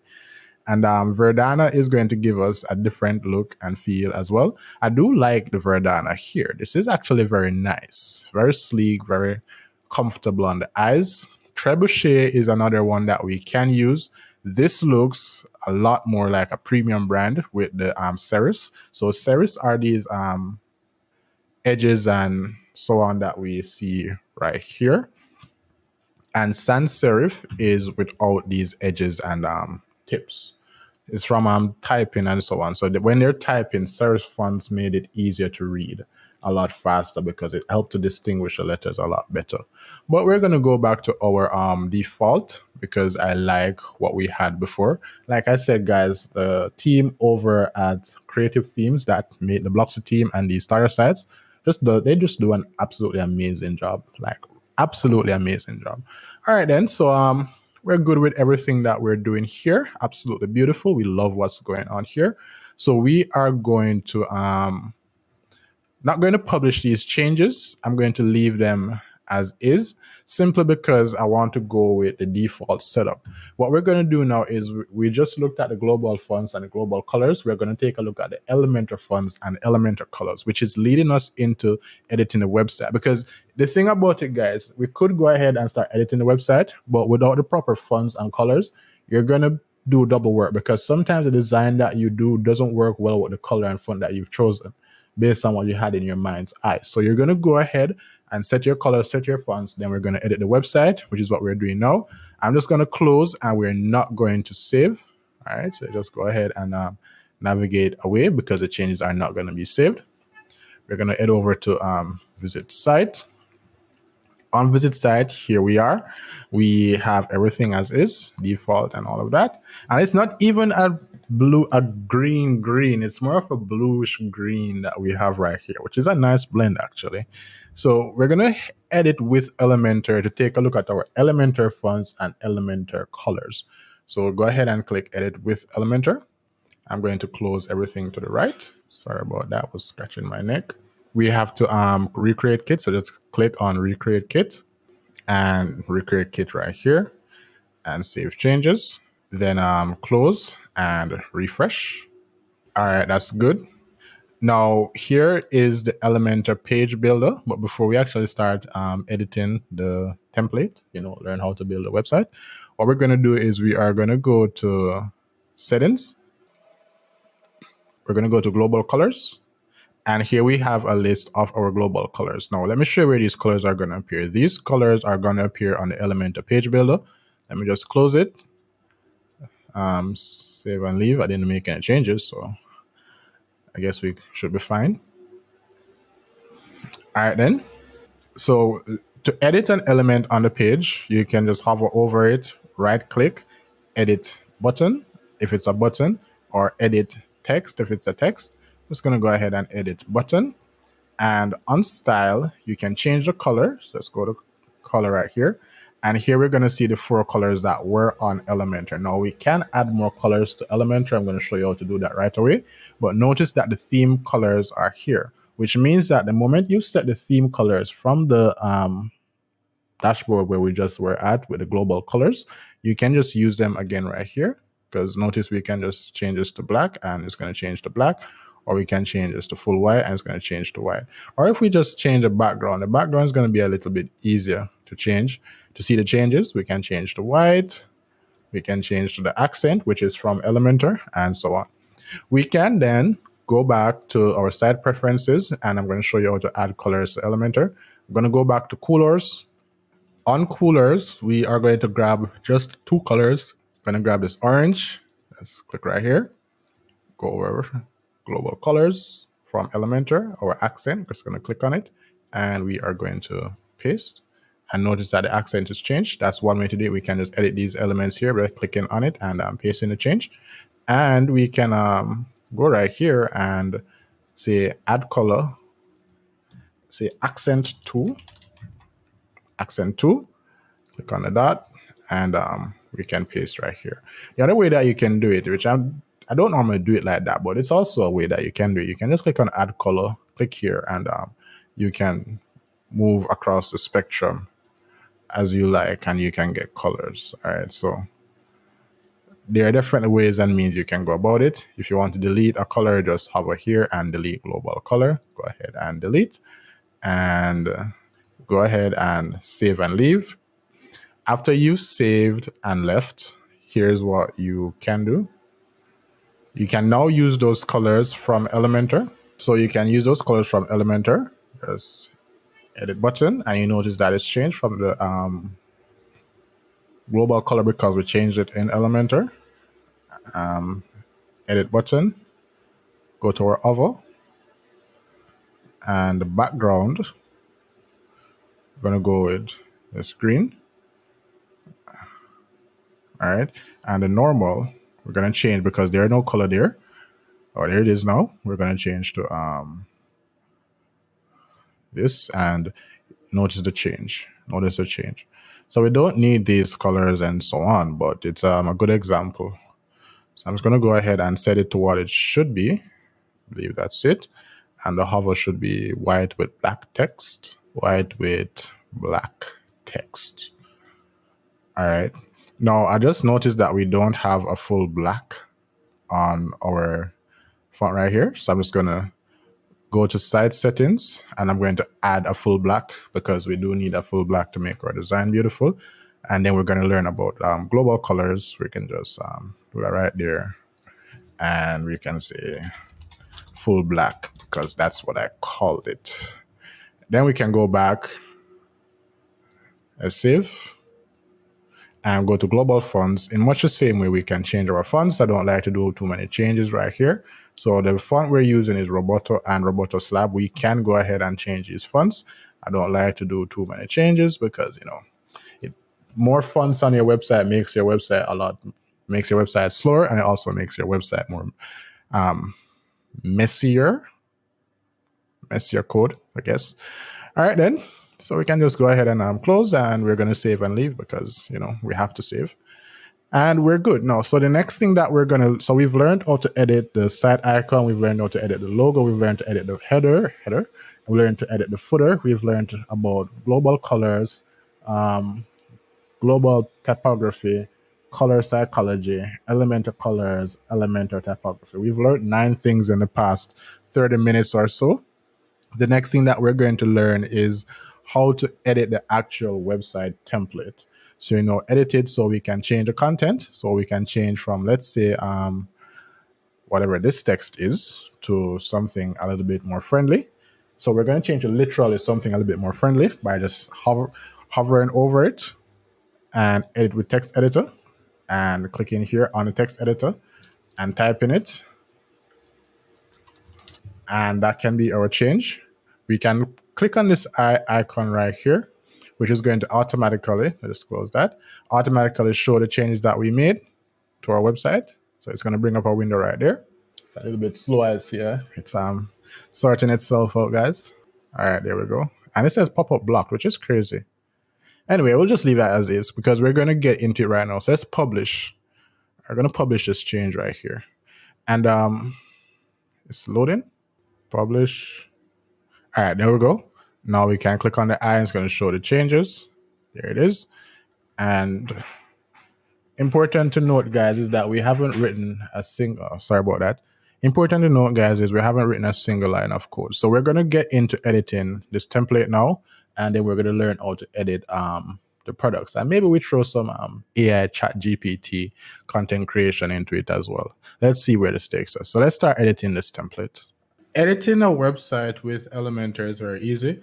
What we're going to do is we're going to click on this icon to preview changes, right? It says preview changes. And what this is going to do for us is that whatever change we make here is going to be shown here. Now, this is what regular website visitors are going to see. The normal person who visits the website is going to see this as the finished product. Meanwhile, around here, where we have this panel and we have elements and the header and all of that, this is where we're going to be building the website. So we build it here and the final thing is shown here. And how Elementor works is that it's called a WYSIWYG. What you see is what you get. It's basically drag and drop. So anything that you see on this page, on this final page, it's an element over here or a widget over here that you can drag and you can drop and it will appear here. So let me just show you exactly what I mean. So on the home page, at the top, we have exquisite design combined with functionalities. And we already went through this example. So we're going to change the button again and show you it's going to be updated. Just go to button right here and edit button. And I'm going to change the link to shop because I don't think that link is set up properly. So that goes to the shop. We're not going to see too many changes right now. So let's change the button again. The background color, we're going to change it to the accent color, and we're going to change the text to black. All right, I think for the text, I'm also going to make it a bit bold. All right, or let's see what it looks like with full bold. And full bold is a bit much, semi-bold is just the right balance. And let's add a hover animation. So we're going to say pulse, all right, see that? And let's ensure when we hover, we also get a border. We're going to add a border to this. So we already set the border color. Now we need to add a a border. So let's look for a border. Border type is here. Let's go to solid. Oh, wow, that's a lot of border. That's a whole lot. So let's go to normal. And we see the solid border here, which is a bit much. So what we're going to do is I'm going to change this to 0. So it's 0 on the normal. And on the hover, we're going to change it to, let's see, 2. 2 is a bit much, actually. 2 pixels, that is. That's the 1.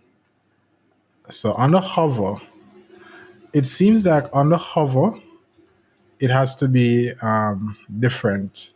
It has to be the same on the hover as it is on the normal. So what we can do for the normal is we can change the border color on normal to the actual color. So you won't actually see it.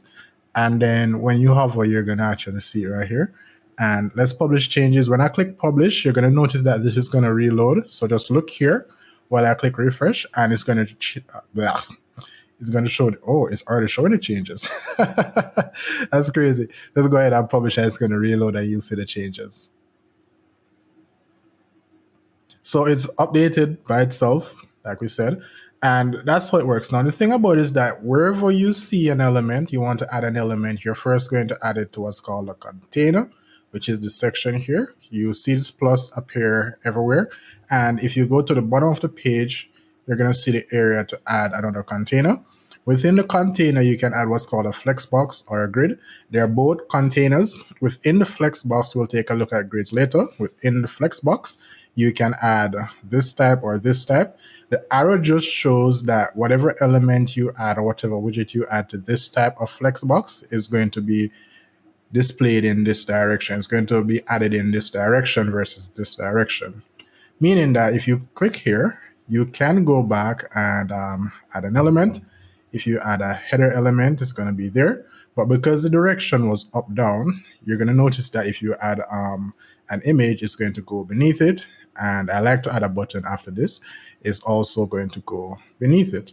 Now, what you can do is, which is very interesting, you can right click and edit the container, and you can change the layout of the data. So it can be from left to right now.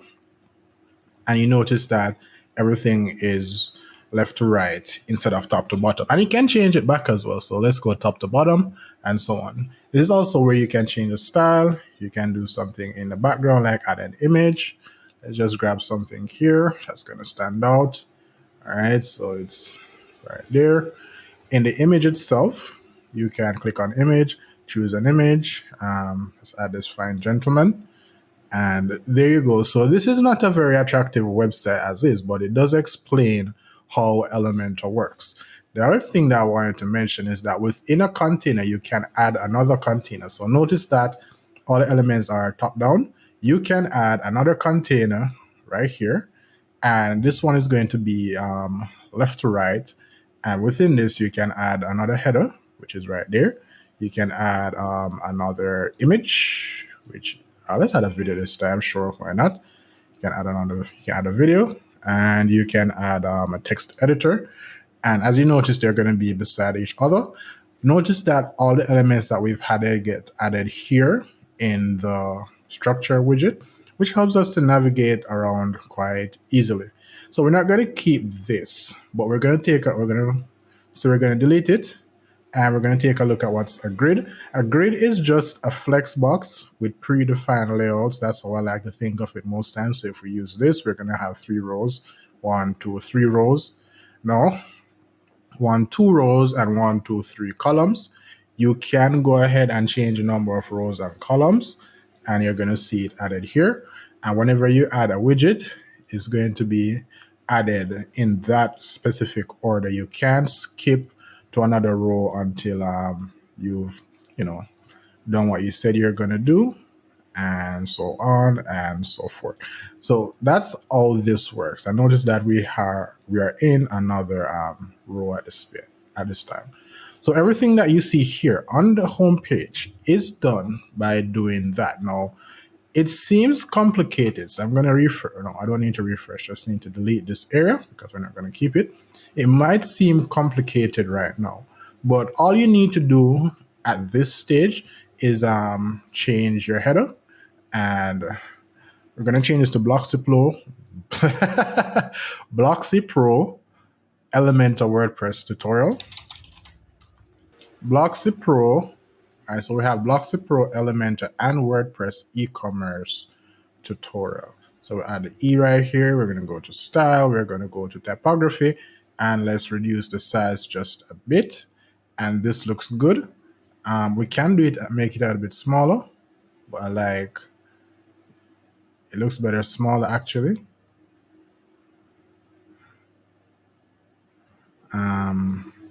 So I'm not certain which size I want to go with. I'm going to go with a size that's not too much. This could be good. And there we are, and there we are. So this is good. And we can go ahead and publish. We're going to see the changes added right here. Blocksy Pro, Elementor, and WordPress e-commerce tutorial. I think we'll look better with more on the third line actually. So typography. Yeah, let's see now. All right, so this is a header widget. Notice you can change to left, center, justified, right?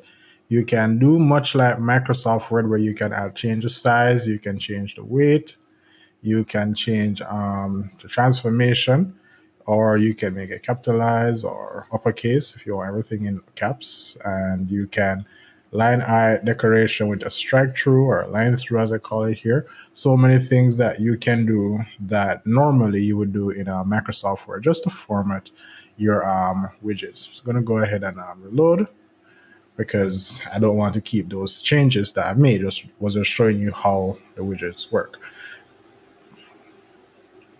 So everything here you can edit, like we've said. Everything here you can edit, like we've said. But if you continue to scroll, you're going to notice that you can't really edit it. It's a shortcode. And this shortcode, it's also a widget, actually. You can go right here and you can type shortcode and you can drag and drop your shortcode. So it is a shortcode. But this shortcode comes from WooCommerce, which is a plugin that allows us to sell products on our WordPress website. Now, the important thing here is that WordPress out of the box does not allow us to sell products, right? So we have to add that functionality by adding or installing the WooCommerce plugin. Now, that being said, I'm going to go ahead and close the structure. That being said, in order to add products, which is what we're going to take a look at next, we're going to learn that in the WooCommerce section, the products are going to be added here. And from there, we can do the comparison. We can, I believe this is add the price. Let me just take a look. So we can preview the item, which is nice. We can compare with another item. And there we go. So now we go right here for the comparison. And you notice that we can compare products. The compare or comparison and the preview functions, these are all Blocksy Pro functions. As a matter of fact, most of this tutorial is just going to be looking at the website, the template, and Blocksy Pro. Notice that a compare is here as well. So we can go ahead and click the compare. It's going to bring it up. And we can remove all our products and we're going to be good. It's not going to be there anymore. You can click on the product. Notice that there's a picture here. You can add more pictures. You can change the price, the description. You can, there's a size guide. That is absolutely amazing. So you can add these style guides as well. So what I'm saying here, and the reason I'm going through all of this is that most of these functions, so this function, wish list, beautiful. All these three functions are native to Blocksy Pro. I'm pretty sure there's a plugin here or plugin there that could help you to get these functions. But Blocksy Pro, try saying that so many times. But Blocksy Pro has packaged everything together in a very easy to handle package. Sometimes, not every time, but sometimes more plugins you add to your website is going to make it a little bit slower because every plugin carries with it a block of code. So some CSS, some HTML, a bit of JavaScript, sometimes some jQuery and stuff like that. What you're going to notice is that the more code on your website, the more calls your website has to make, the slower your website gets. So if you can get everything in one theme or plugin, that's absolutely beautiful. So that's one of the reasons why Blocksy Pro is absolutely amazing as well. I mean, we know how to do our header, we know how to do our footer, our email section is here. Let's take a look at that. Email marketing is going to be important for increasing the revenues on your website, guys. Email marketing is one of the most powerful marketing media. So let me just find what's missing here. So email marketing is one of the most powerful marketing media. Also, that's what's missing. Email marketing is going to be one of the most powerful marketing media available to you. On average, if you put in $1, you are supposed to get about $42 to $44 in return. That's called your return on investment. That is higher than social media, higher than PPC campaigns like Google and Meta ads. It's higher than radio and TV, higher than affiliate marketing, I believe. It is the most profitable and powerful direct marketing channel that you can use. So email marketing right here, it says important updates waiting for you. Subscribe and get 20% off. It's basically just saying, I'm going to show you to make a coupon code in a bit. It's basically just saying that, you know what? If you join our email list, we will give you updates. So when we get new products, when we start making some products, or closing orders, etc. Important stuff that you want to know. But even more important than that, we're going to give you 20% off your first purchase. And what that does for you as the store owner is that it's going to induce people to sign up.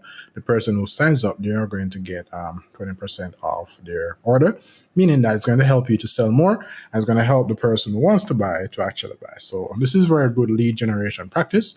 We are not going to do too much here because we have done an in-depth lead generation tutorial that is on our YouTube channel. It's going to be hovering in a card somewhere here. It's going to be linked in the description.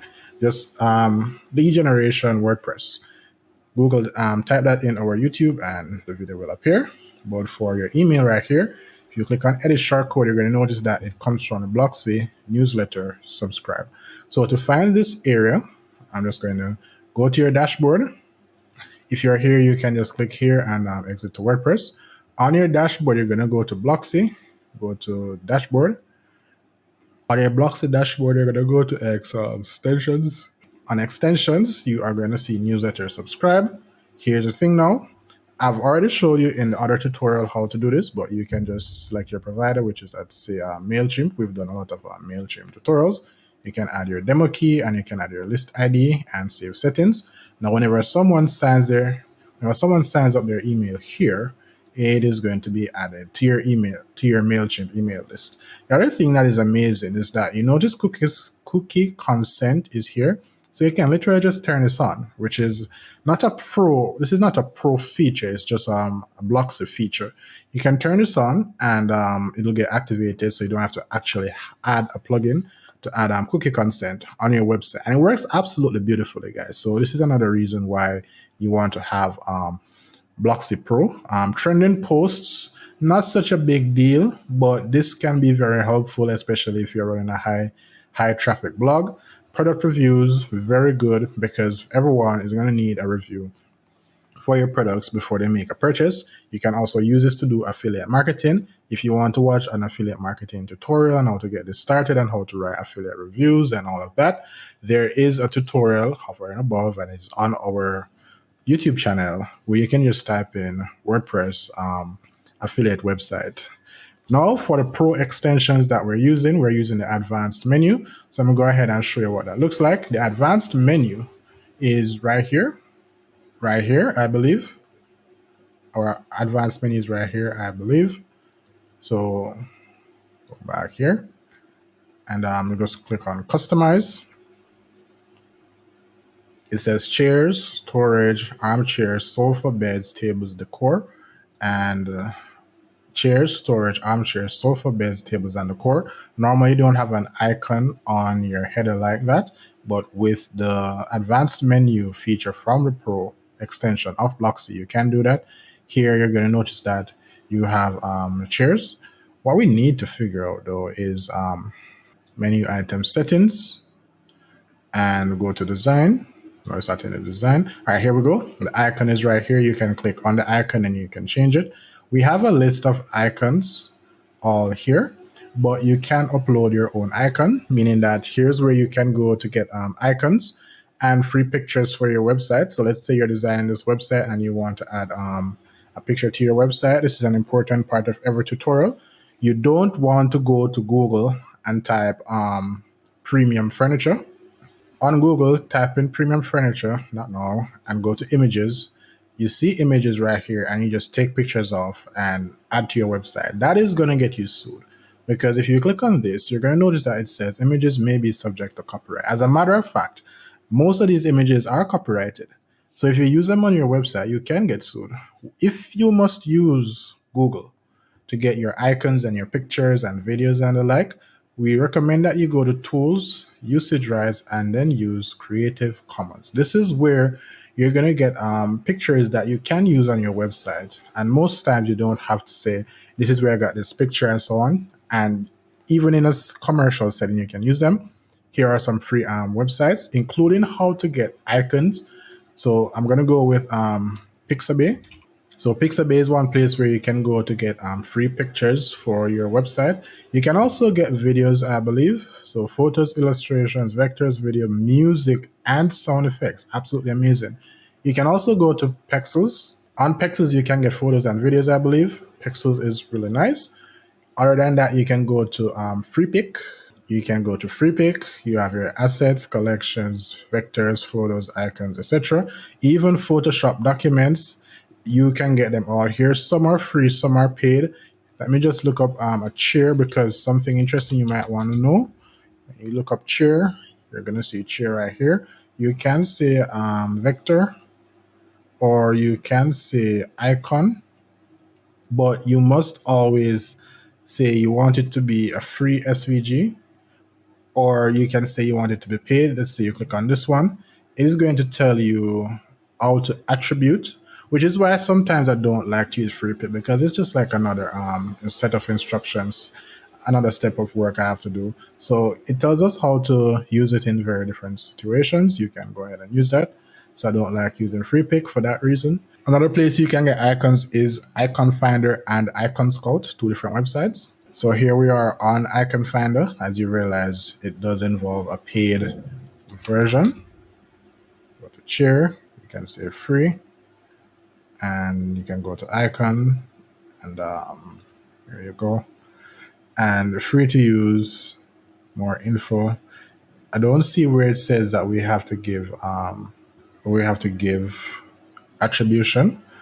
So that's it for icon scout. So ensure that you don't have to attribute. And if you have to attribute, be sure to attribute, guys. Sometimes it's just as simple as copying a link and saying, this is where I got this from, which helps the website because it helps them to get backlinks, improve their search visibility, and also helps them to, get more website visitors, more users, make more money. You can also go to Icon Finder and you can type something here. And this one looks good. Matter of fact, that might be the one that's on. Oh, that's not the one. So we have this one. You might want to use this one. You want to download SVG, and there you go, download your SVG. I'm going to stay on Pixabay, close everything to the right, because after you've downloaded, so let's say you're going to add a picture. So I'm going to go ahead and say, let's say we get one of these pictures of luxury furniture. This looks nice. We can go ahead and click on this. The first thing that you want to do is don't download pictures that are like 12,000 kilobytes, 12,000 megabytes, guys. This is what 1,100 megabyte. That's too much. Or 12,000 kilobytes, which is you don't want to download big pictures. Is what I'm saying. The size, influenced by the dimensions, is most important. HD is 1920 by 1080. You can go with that, but normally I just go with 1280 by 720 because the bigger the image, the more space it takes up on your website, meaning that your website has to load slower because it has to get all this image to display on devices, which we're going to take a look at responsive websites just after we've done this section. So you can download the 1920. After you've downloaded it, you want to run it through you want to run it through an image compression software. We use TinyJPG. On TinyJPG, you drag and drop your image, and it's going to reduce it. The thing about it, though, the size difference between 1920 and 1080 is like 200 kilobytes difference, but you won't see a difference when you look at it. So now we're at 236 kilobyte. You can download it. Matter of fact, I'm going to duplicate, and then I'm going to go back. I'm going to download the 1280 version, and I'm going to upload both of them. So uploading both of them, this is a 1280 version. It is at 162 kilobytes, and this one is at 263 kilobytes. And you're not going to see the difference. So we're just going to go ahead and use this one. And I'm going to download this one so you can see it. On the website, we're going to go ahead and just attempt to add an image so you can see how to add images and what's important in terms of image SEO. So you can go ahead and click right here, add a flexbox, and you can just go ahead and change the size. We're going to go to style, background type, and we're going to add image. Let's upload the two images that we just added. All right, so one is 1280 and the other is 1920. If you look at the images, so this is in 1920, you add it to the website, this is it. All right, so I'm not going to change too much, this is it. If you add a 1280, you're going to notice that it looks exactly the same. So the size is smaller. So we can change the position to center. We can do the repeat to no repeat and a display size to cover. And there is no difference, right? But it's huge in terms of how much space it takes up. But you don't want to just, download the image and compress it and throw it on your website, because this isn't really helping your website all too much. What you want to do is what's called image SEO, image search engine optimization, where just now we went on Google. And on Google, we typed in, for example, luxury furniture, and some pictures came up. Now, someone looking for luxury furniture to buy might want to look at pictures. So they might type luxury furniture into Google. This is a good way for you to get some sales, get some customers. So to do image SEO, before you add it, or even after you've added it, you just click on image, and here at the back end, you're going to change the title. So you're not going to use interior 26.8 5521. That doesn't tell Google anything at all. What you need to do is you need to name your image appropriately. So let's say that we're selling a luxury living room set. So you're going to type the name as your business name, or you can just say luxury living room set, hyphen, or dash between each word, no space. Is living room one or two words? I think living room is one word. No, it's not. Living room. Then you can add your business name, and that's not how furniture is spelled either. And for the alt text, so here's what an alt text is. Whenever someone who can't see visit your website, they need to be able to, they need to have an understanding of what the picture is. Like, you can't read the picture per se, because that's how they're going to access your website and view it, use your website. They're going to use what's called a screen reader. You can't just, not see the website and understand it easily. So you can use a screen reader, but when a screen reader gets to your picture, what does it tell the person? That's where the alt text comes in. And you're also going to see this whenever you visit the website and the web page doesn't load properly, like the links are broken, images are broken. It's going to replace the image with an alt text of the image. And Google is going to use the alt text to have a better idea of what the image is about as it relates to your website. Now, we could look at this picture and it could be so many things. It could be stairs, it could be white furniture, it could be light, it could be drywall, it could be so many different things. But in this case, it's a luxury furniture set by Zeilhan's Furniture, meaning that your alt text is going to say something like that, and is going to most times say something that your ideal customer is going to type into Google that would bring them to your page. So you're going to say, they would say, your customer would search buy luxury furniture, Los Angeles. So you're going to go to your alt text and you're going to type buy, and you can put your business name if you'd like. That's keyword stuff in most times, so you don't need to always do it. And that's going to be your alt text. You're going to copy your alt text and you're going to paste it in your caption and in your description. Now, you don't have to always put in a caption, but I've seen the better guys at SEO do that. So until someone says, hey, you don't have to do that, I'm going to keep doing it. And then you add it to your website. Now, here's the thing. This image is going to appear on Google for that search term, which simply means that whenever someone searches on Google and they see this image on Google and they click on the image, this image is actually going to take them from Google to your website. So that's website traffic. And as you know, when you get website traffic, you're going to convert that to leads, and then you're going to convert those leads into customers, and those customers become money in the bank account to keep your business going and to help it to grow and help you live your dream life. So that's it for image SEO. We haven't done much by way of editing the actual website, but we do know that these are all this and this is a Blocksy Pro feature. This and this and this is a Blocksy Pro feature. We know that Blocksy Pro is right here, so we can find all those features right here. And what we're going to do next is what's called, let's go back here, is called responsive website design. We need to know what responsive websites are. Now, a responsive website doesn't mean that you talk to the website and it talks like that. That's not what responsive means. What responsive means is that I'm looking at this website on a 27-inch curved monitor. All right, you might be watching this on a 12-inch laptop, 12-inch tablet, or 18-inch or 16-inch laptop, or you might be looking at it on a 7-inch screen on a smartphone. But in all these devices, different screen sizes, you should be able to access the website and it works well. That's what responsive means. The website should work and look beautiful on different devices with different screen sizes with no issues at all, really. So to make your website responsive, you need to ensure that after you've made the desktop version like this, you have to ensure that the tablet version works well and the mobile version works well. In UX design, so user experience design, because I'm a trained UX designer, we can go from one way we can develop the desktop version first, or we can do the mobile version first. We have what's called graceful degradation, where we go from the desktop to the mobile. And I believe from mobile to desktop is progressive enhancement. I believe if I'm wrong, then it means I've remembered incorrectly. My memory deceived me, but I believe that's what it's called. To make your website responsive in Elementor, you just click on this tablet portrait right here, and you're going to see the tablet screen. What you can do is you can change different sizes. You can move things around. See this here? We don't need this. Notice that it's blurred out. All right, so you can see it a little bit better here. Contact support.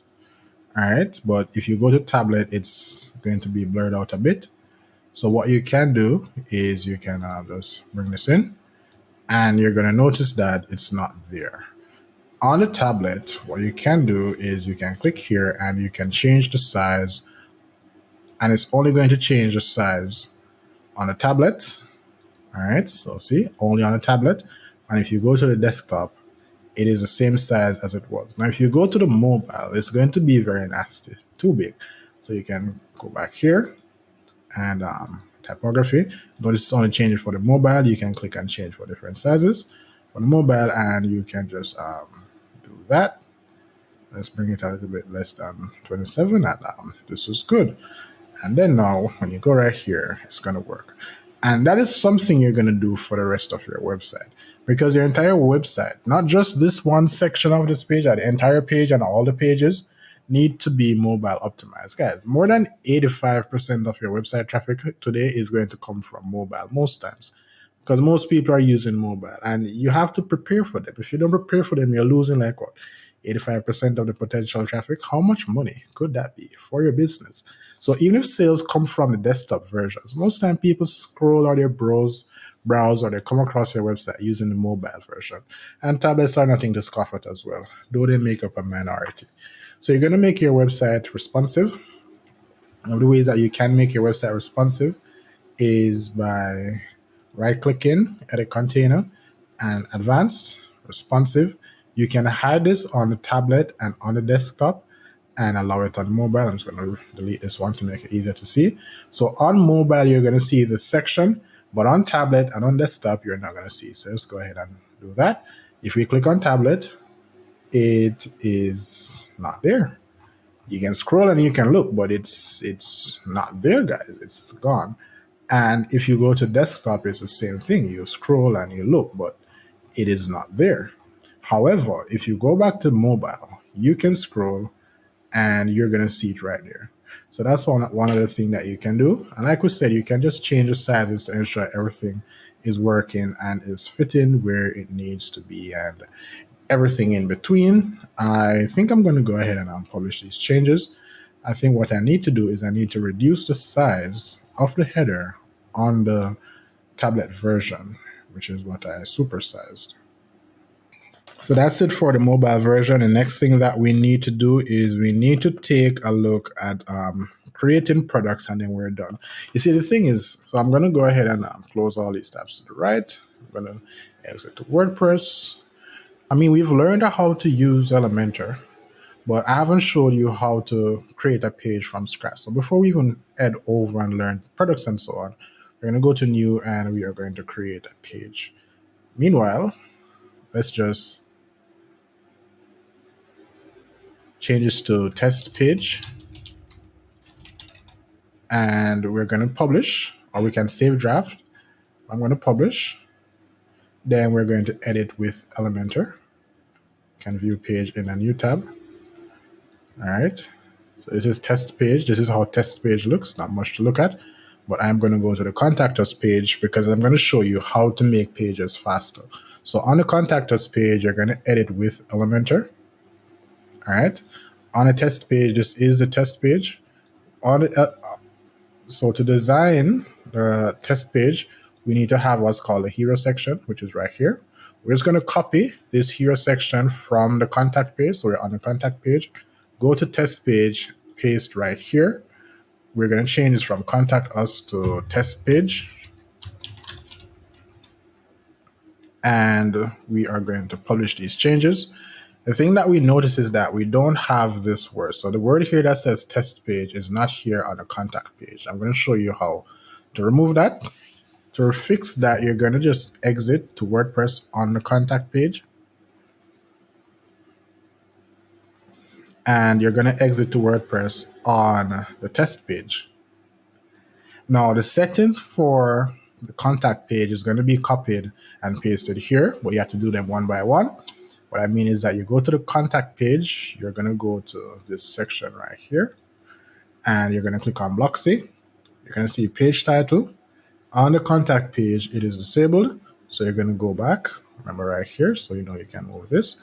You're going to go to Blocksy, page title, it says inherit. So we're going to disable that. We don't know if that's the only change.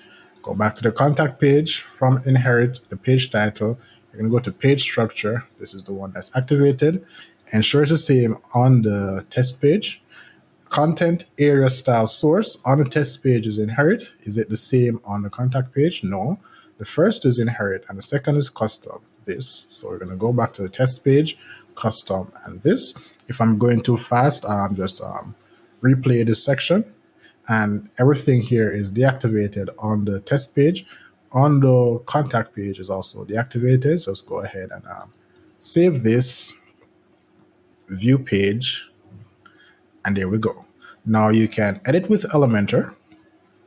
And as you edit with Elementor, you can add elements to the page. So you can add a container. We've already gone through this. You can add whatever you want to add to this page and you can go from there. What I'm going to do next is we're going to go to exit to WordPress. Leave. Let's close that.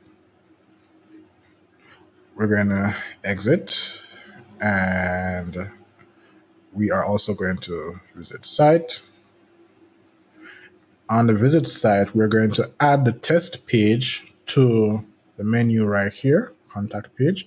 So to add it to the menu, there are a few ways you can go about it. You can go to customize, you can go to this section right here and go to menus. But I prefer going to dashboard, appearance, and menus. Now, go back to your website so you can tell which menu you need to edit. So we need to edit the one with home, shop, about us, news, and contact us. So right here, we don't see that menu. Let's look for the other menu. The menu is secondary. Let's select that. And this is definitely not it. Let's look for main menu. Let's select that. I don't think it would be footer menu, would it be? No, it's not. So home, about us, news, contact. All right. Notice that these are indented, and where it's indented, we have a sub menu. All right, that's good. So we're going to say test page, add to menu, and we're going to just make it a part of the contact us. Now we could have made this a FAQ page. That's what we normally do, but we're not going to be do too much designing right now. If you want to learn more about building websites with Elementor, we have a lot more tutorials. And remember, guys, you're not going to learn it after just one tutorial. You're going to need to, spend some time in this. It's easy. It's simple. It's easy, but it's going to take some time to get used to and figure out. Anyway, we're going to just save menu.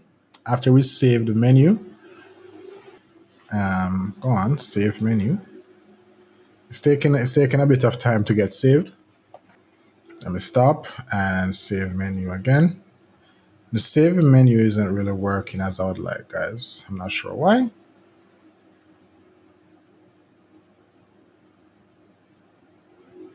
Let me refresh to see if it's actually saved and I didn't realize. I don't think it is. All right, so it's supposed to be saved. There you go, saved. And now here we go, test page. And we can click on test page. And internet has gotten slow, it has it. All right, then no problem. And there we go, we are on the test page. So this is beautiful. So the next thing that we're gonna do in this tutorial is we're just gonna go to shop. We're gonna learn how to, so let's wait for the shop page to load. We're gonna learn how to create products, add products, remove products, add prices, everything in between. So we're gonna learn e-commerce now, and I think we'll be done. We have this really cool filter right here. I think these are called swatches. I'm not certain. This is actually pretty cool, absolutely beautiful. We're going to learn how to create these filters. And this is absolutely beautiful, guys. These are so beautiful. And we're just going to go ahead and learn a lot about this. So let's get into the e-commerce section of this WooCommerce time. Let's go. Woohoo!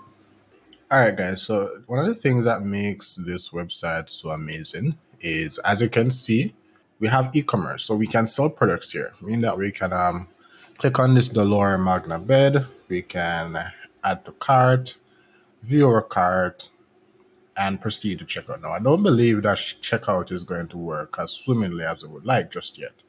That's just because we don't have any payment methods set up, meaning that we're going to have to take a look at that in the next few minutes.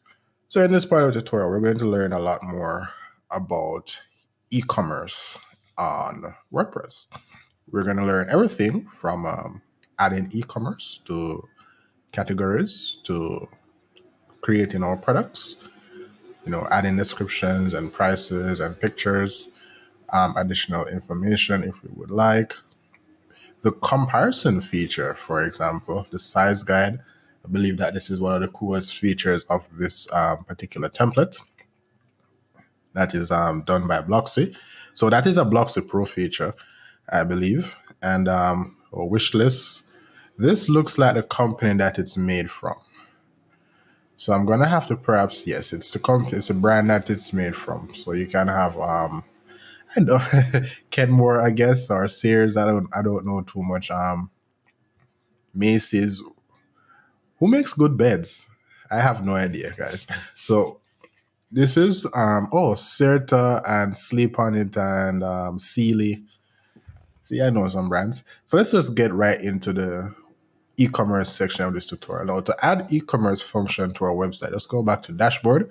This website comes with e-commerce, but in order to add it to another website that you might have, you're going to go to your dashboard, you're going to go to templates, plugins, add new plugin, and we're going to look up WooCommerce. You're going to install WooCommerce and activate, and that's good. After you've installed and activated WooCommerce, you're going to go to WooCommerce and you are going to go to settings. And this is where we're going to go through the overall setup process of WooCommerce. So on this general tab, all right, so I'm going to remove this message and I'm going to leave this message as is. We're going to first add the address of our business. This is helpful for our invoice. It's also helpful as we go through the next steps. So we're going to add the address of our business right here. I'm going to change the country because like we said, this is going to be important. All right. Jamaica St. Catherine. All right, here we go. This is my postal zip code I'm going to use. Where do I sell? I am going to sell to all countries, but you can sell to every country except for a few, or you can sell to a specific country. So you might be from America, you want to sell to America. You would say sell to specific countries. Where do you ship to? You could ship to all countries you sell to, which is an easy option. You could ship to every single country. You might ship to a few countries, and you might not have shipping and shipping calculations. For this tutorial, we're going to ship to all countries that we sell to. Additionally, where do you have your default customer location? Now, the default customer location is going to be when they're checking out. Where does the address take? Where does the address for the customer default to until they enter their address? And the reason why this is important is because different places will carry different shipping rates, and they need to provide some provisional information of the overall total before the person actually adds, or before the customer actually adds their information. We're going to enable tax rates and calculations. All right. Enable use of coupon codes, and we're going to calculate coupon discounts sequentially. Now, I'm going to keep my currency as US dollar. The best way to go about this is to keep it in your local currency. And the other thing is, especially where you're selling to. So for me, I'm going to assume that I'm selling internationally. The US dollar is easily recognized and easily converted across many currencies. And you have the information available for the rate. So I'm going to keep US dollars, keep everything here as is. Go ahead and save changes. After that, we are going to head over to the products tab. So where's the shop page? You can set it to the shop page. You can set it to different pages, but I'm going to use the shop page. Whenever we add to cart, we can set it so that after you've added to cart, it automatically takes you to the cart page. I'm not going to do that. That could be a little bit disruptive for the shopping experience. Placeholder image, it says 11. And what that means is that if you add a product without adding a picture to the product, then it's going to use this default image to show for the product. Now, I'm going to change this. And in order to get the ID or URL for the image that I'm going to use, it's going to be the logo. I'm going to go to my library. I'm going to click on this one, and I'm going to copy the URL to the clipboard. I'm going to show you image 11. This is image 11. So if you add a product without without adding a picture to it, this is what would have been displayed in the past. Now I'm going to change it to the business's logo, and that's what I like to do. So go right here and paste that here. I'm going to leave everything here as is, kilograms and centimeters. You can change according to the system that your country uses. And enable product reviews, certainly. You might want to activate this so you can have reviews only be left by verified owners. That ensures that reviews aren't fake and you have actually good reviews, which can be very helpful for your store. Let's go ahead and save these changes. And we're going to move over to taxes. Now, taxes are going to be a little bit interesting. I'm not going to dwell on it too much, especially as long as I've done in previous tutorials. But everyone knows what taxes are. You pay for something, the government says, hey, how about us? Let us get a cut of that. Let us get a cut of that pie. So there are a few ways that you can go about doing your taxes. You can enter the price of your product with tax, which is this option, or you can enter it exclusive of tax, which is what I tend to do. We can calculate the tax based on where the customer is shipping. So wherever the customer is, that's the tax that they pay. I prefer to leave it at that option. We can also do it for the shop-based address, especially if you're selling something. I mean, for taxes, I recommend you talk to your accountant about this information. So you can change it to where the customer is located. You can change it to where the customer's billing address is, and you can change it to the address of your business. You're going to have to talk to your accountant or your tax lawyer to figure out which one is best to use. You can tax items based on the class they're on. Based on their tax class, you can use a standard rate, a reduced rate, or a zero rate. Standard rate in my country is 15%. Zero rate is for items like bread, rice, flour, sugar, like essential food items. I believe feminine hygiene products are also zero rate. And I guess reduced rate would be, for example, if you're importing a car in Jamaica, the duty can be as much as 85%, I believe. But when you're importing an EV or a hybrid, the rate is 35%. So that's a reduced rate based on the type of car. And round tax at subtotal level instead of rounding per line.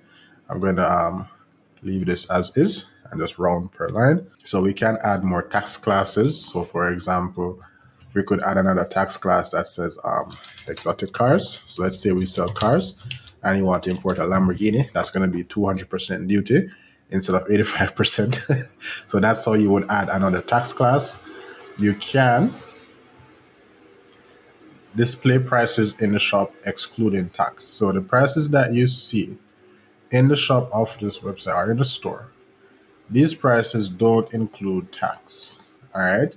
Or, and this is interesting. So if the prices don't include tax, that means that this item for $800, when they go to the checkout page, it's going to be a lot more than $800. What you can do is you can display the price including tax, because what that's going to mean is that whatever they see here is what they're going to pay plus shipping. If they go to the checkout page and the price is a lot higher than they initially thought, this can cause cart abandonment. And cart abandonment is where someone goes to your cart, someone actually fills out a cart and they don't complete the checkout, which costs a lot of money. So you can use that. It says here, so we can use recommended settings. You can display prices during the cart and checkout, including tax. And I believe you should say yes right here for including tax. But I'm not going to save these changes. I'm just explaining how they work. Price suffix, price display suffix. So this is going to come after the price. I'm not sure. I'm going to leave that. And display tax total as itemized. Now, I'm not going to save these changes. I'm just going to leave them as they were before. So we have our rates, tax rates. So we're going to have, just going to insert a row. I'm just going to call it, so this star means all. The rate, it says to enter the rate, enter a tax rate percentage to 4 decimal places. So 15% is 0.15. All right. Tax name. This is GCT government consumption tax in by country. Compound. Choose whether or not this is a compound rate. Compound tax rates are applied on top of other tax rates. Yes. So you have to pay GCT on basically everything. And choose whether or not this tax rate also gets applied to shipping. So you can decide whether or not shipping gets taxed or not, which most times you have to pay tax on it. So I'm going to save changes, which means that we're going to have 15% tax added to all our items. Our reduced rates, remember we mentioned the EV rate. So I'm just going to insert one for EV cars, electric vehicle cars. So EV cars, and the rate for this is 0.35%. So 35% for this rate. And I'm also going to compound it. It's not going to be applied to shipping, and I'm going to save changes. And our zero rates are going to be for zero rate items like flour, rice, sugar, etc. So there's so much I'm going to do right here because it's zero rate, right? So like I said, you want to speak to your accountant and your tax lawyer before you actually set up some of these, because these are pretty much dangling around with the law of the land, really. Over to shipping. Now, this is going to be an interesting part. It says here that shipping zone is a geographic region where a certain set of shipping methods and rates apply. So here's what normally happens. It depends on where you're shipping to. You're going to pay a different shipping rate or a different price for shipping, which is perfectly fine. All right, so what we're going to do first is we're going to do, I'm going to do a setup. So we're going to add a zone. So I'm going to say local state. What I should do is I should have set my location for America. That way it will be a lot easier for you to understand. So I'm going to head back over to, we're going to assume that our store is in Florida, guys. Just assume that the store is in Florida. We're going to say local state, zone, region. So United States. And the state that we're looking for is Florida. And that's good. So any item that is being shipped to Florida is going to use the shipping method, free shipping. So we're going to say that the store is located in Florida. Any item shipping to Florida is going to be free shipping. All right. And we're going to continue. Free shipping is pretty much self-explanatory. Free shipping, no requirement, and create and save. So let's just assume that's what it is. I believe that we can do in-store pickup as well, because if we're located in Florida, all right, so our store is located in Florida and someone is shipping to Florida. And let's just say, you know what, you can also come and pick it up in store. The next thing that we're going to do is, so that's good. We're going to go back to our shipping zones, and we are going to add another zone. And we're going to call this one local country. So remember, we're assuming our store is in Florida. So we're going to say if you're shipping to America, let's just go to North America. If you're shipping to the USA, all right, if you're shipping to the USA, all right, if you're shipping to the USA, then there are a few methods you can do. You can get a flat rate, which is going to be $10 for shipping, all right? And we're going to create and save. So if you're shipping to America, it's going to be a flat rate of $10, and that's good. And then now we can go to our shipping zones again, and we can add a new zone. This zone is going to be international. All right, so this is going to be international, which is basically outside of America. And we're going to select all countries.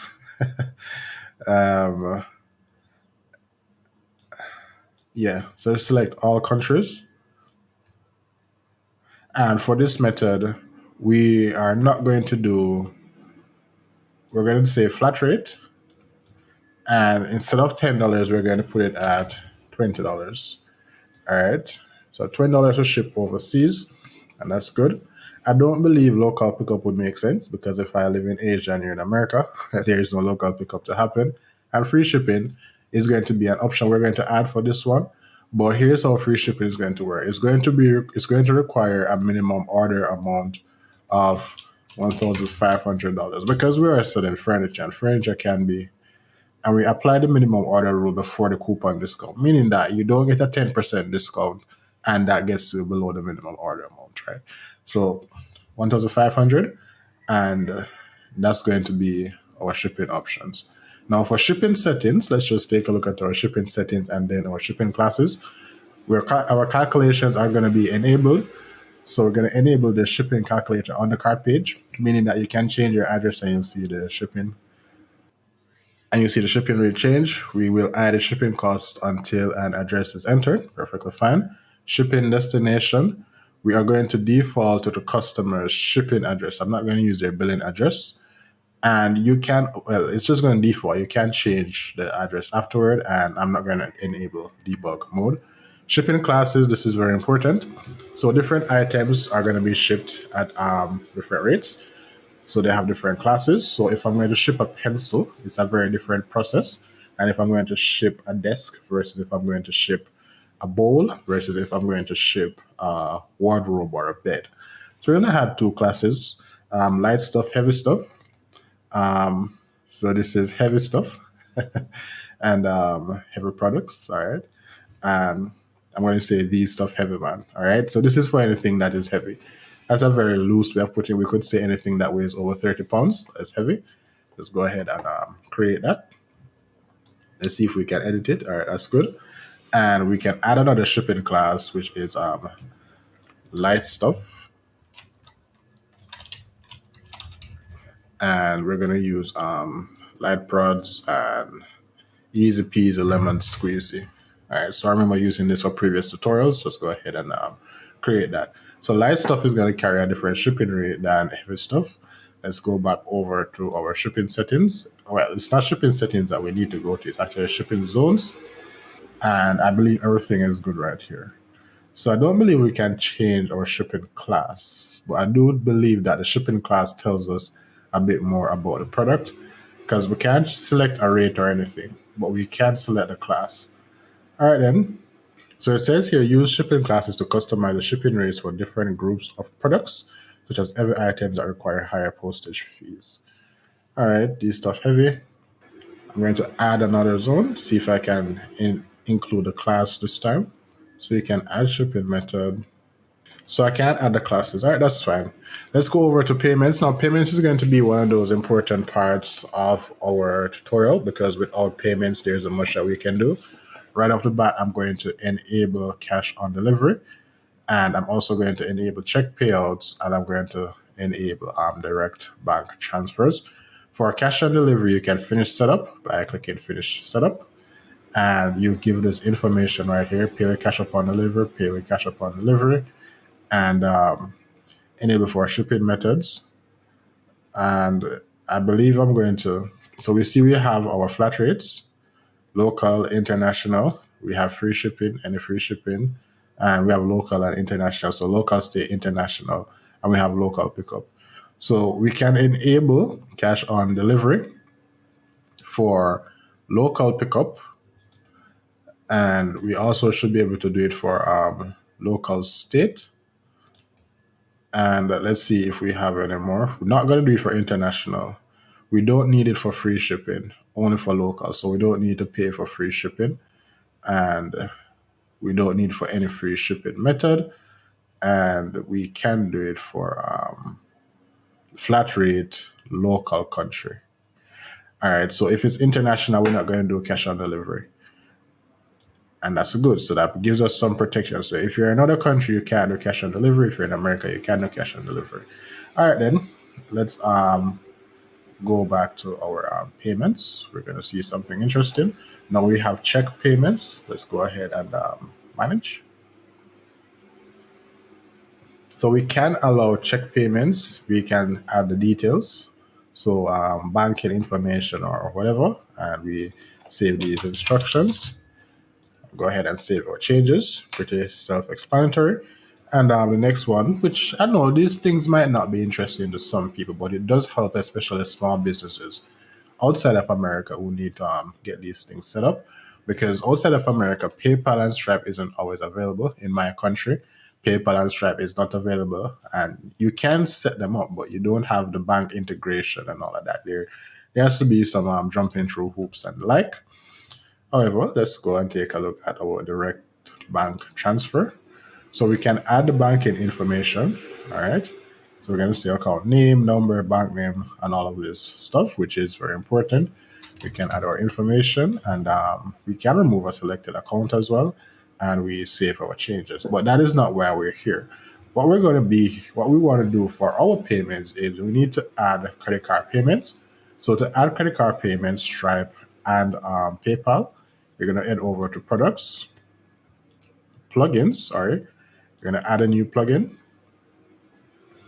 You're going to say Stripe. Just type in Stripe. You're going to see WooCommerce Stripe Payment Gateway. All right, this one is good. Just go ahead and install this. It says here 800,000 active installations. That's fine. And go ahead and delete that. Then we're going to add PayPal. So at PayPal, we're going to see it yet again. The ratings are terribly low, but they work, guys. They actually work. So let's go ahead and install that. And I'm going to go to plugins, install plugins. I'm going to activate both of them. All right, so just activate these. Bulk actions like we mentioned earlier in the tutorial, or we learned earlier in the tutorial. Those are activated. Now we're going to go to WooCommerce settings, payments, and we can activate PayPal. So just go to activate. And then after we activate, we're going to go to finish setup. So to set up PayPal, you're going to activate PayPal. It's going to log you in. All right. So you're going to need to create an account at business.paypal.com. It's going to log you in. After you are logged in, then you can go ahead and so see here it is. After you create your account, business.paypal.com, you are going to be logged in, and you can create your account. Well, you can go ahead and log in, and everything will be connected. I'm not going to connect my PayPal account. And after you've done your PayPal, you can go back to settings, payment, and you can do with Stripe. Now, it's even harder for me with Stripe because I can only create a Stripe account. But here's the easy thing about it for you. For Stripe, you can just click finish setup. It's going to say create an account. So create or connect an account. And once you do that, what is going to happen is it's going to connect your account for you, or it's going to set up your account and connect it for you. So it's, even though I can't walk you through this process because of where I'm located and I don't have the setup as yet, the setup process is very easy. I've seen it done before. I've coded it before. So you can go ahead and do that. Well, coding is a lot harder than what we're doing here. So that's it for payments. You are going to, let me go back to payments because what I want to do is I want to activate them so that you can see them on the checkout page once we get there.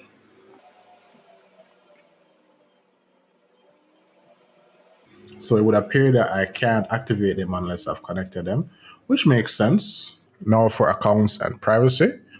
The next few steps are going to be done in about 2 minutes or so. We're going to enable guest checkout so that you don't have to have an account to check out.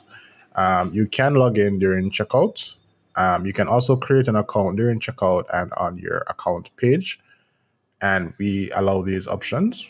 We are going to remove personal data from orders. All right. I'm actually going to keep it because you might have audits and so on. You might be requested to have this information. All right. And we're going to keep this for our registration and privacy policy. We can change it, but we are going to learn a bit later how to do our privacy policy. We're going to retain inactive accounts indefinitely, retain pending orders for 14 days, which is 2 weeks. We're going to retain failed orders indefinitely, retaining canceled orders indefinitely. I repeat, retain completed orders indefinitely. And we're going to retain Stripe data. Go ahead and save changes. Then afterwards, we are going to go to our emails. Not much that we can do here. There is a tutorial that we can do on how to customize your WooCommerce emails. So we can subscribe for that. Not much to do here, but you can go ahead and manage and take a look at the new order email. Congratulations, etc. And yeah, we can't do too much without the plugins. So we'll have to do a tutorial on that. So like I said, go ahead and hit subscribe for that tutorial. And integration, not much to do here either. Not much to do with site visibility, because and so you can hide your site behind a coming soon landing page. It's not. We're not going to do that, and we're going to go with advanced. All right. So this is our cart page. Everything is as you would like it to be. You can change these pages. It's fine. Terms and condition, you do want to create a terms and condition page, especially as you're selling online. This is required for e-commerce, as is an SSL certificate. We have an SSL certificate, especially if you've been following this tutorial. And everything here seems perfectly fine, and that's good. Now, the next thing that we need to take a look at, let me just close this. That's because we opened Stripe and PayPal. That's my bit defender saying, hey, let me protect you. The next thing that we need to take a look at is, let's just go to our store. On our store here, we have our shop and we have products. We have categories right here. So to take a look at our categories, we're going to have categories and we're going to have tags. So let's learn the difference between a category and a tag. A category is hierarchical, meaning that below furniture, you will have tables, chairs, and desks. All right. And you might have different variations of tables on the table, different variations of desks on the desks, and different variations of beds on the beds. So these are all different types of furnitures and different types of these types of furniture. Those are categories, meaning they're hierarchical. You can have different types of vehicles, cars, buses, and vans, and trucks. And then you're going to have different types of cars, sedans, hatchbacks, convertibles, etc. Different types of trucks, and so on. However, for tags go across the board. So you can have a tag that qualifies for both a car, both a truck, both a bus, and both a van. For cars, buses, trucks, and vans, which could be the color, which could be the engine size, which could be the color of the interior, which could be the material that makes it. That's a tag. It's the same thing for this furniture store. We have different categories: armchairs, beds, chairs, decor, sofas, and so on, because those are hierarchical. But across these different categories, there are different characteristics that they have in common, like the colors. You could have the material. I'm happy that they have that. You can have the brand, and so on. So the tags go across, so you can have different tables, sofas, and chairs that have different colors and they share similar colors. You can have them shared with different materials, so like teak, mahogany, wood, aluminum, etc., and so on and so forth. So that's the difference between tags and categories. However, let's say you want to set up tags and categories for your store. You're going to go to WooCommerce products and you're going to go to tags. Under tags, you can go ahead and create a tag. Let's call this tag one. Copy, paste, and you're going to add this tag. Now, something interesting here. We're going to take a look at this, right? And we have our categories, and these are our categories. But something interesting happened. So the categories work fine, but whenever we go to tags, we don't really see tags here that we see, right? So filter by color, material, and brand. We don't see those here. There are no tags really. And that's because tags and categories are collectively part of taxonomies. But what Blocksy Pro has done differently is that they are not using tags. They've set custom taxonomies that you can use to add more information to your product listing. One of those taxonomies are the brand, which is like a tag. You can have the same brand for a bed and a table. And they've set one for attributes. They have set one for material, I hope, or perhaps attributes is the material. Let's click on that and see. Yes, there we go. So one is material and one is color. They also have for the product tabs. All right. Custom tab is right here. We can go ahead and view that. But this is absolutely amazing. So this is how they've done that. You can go ahead and edit that. All right.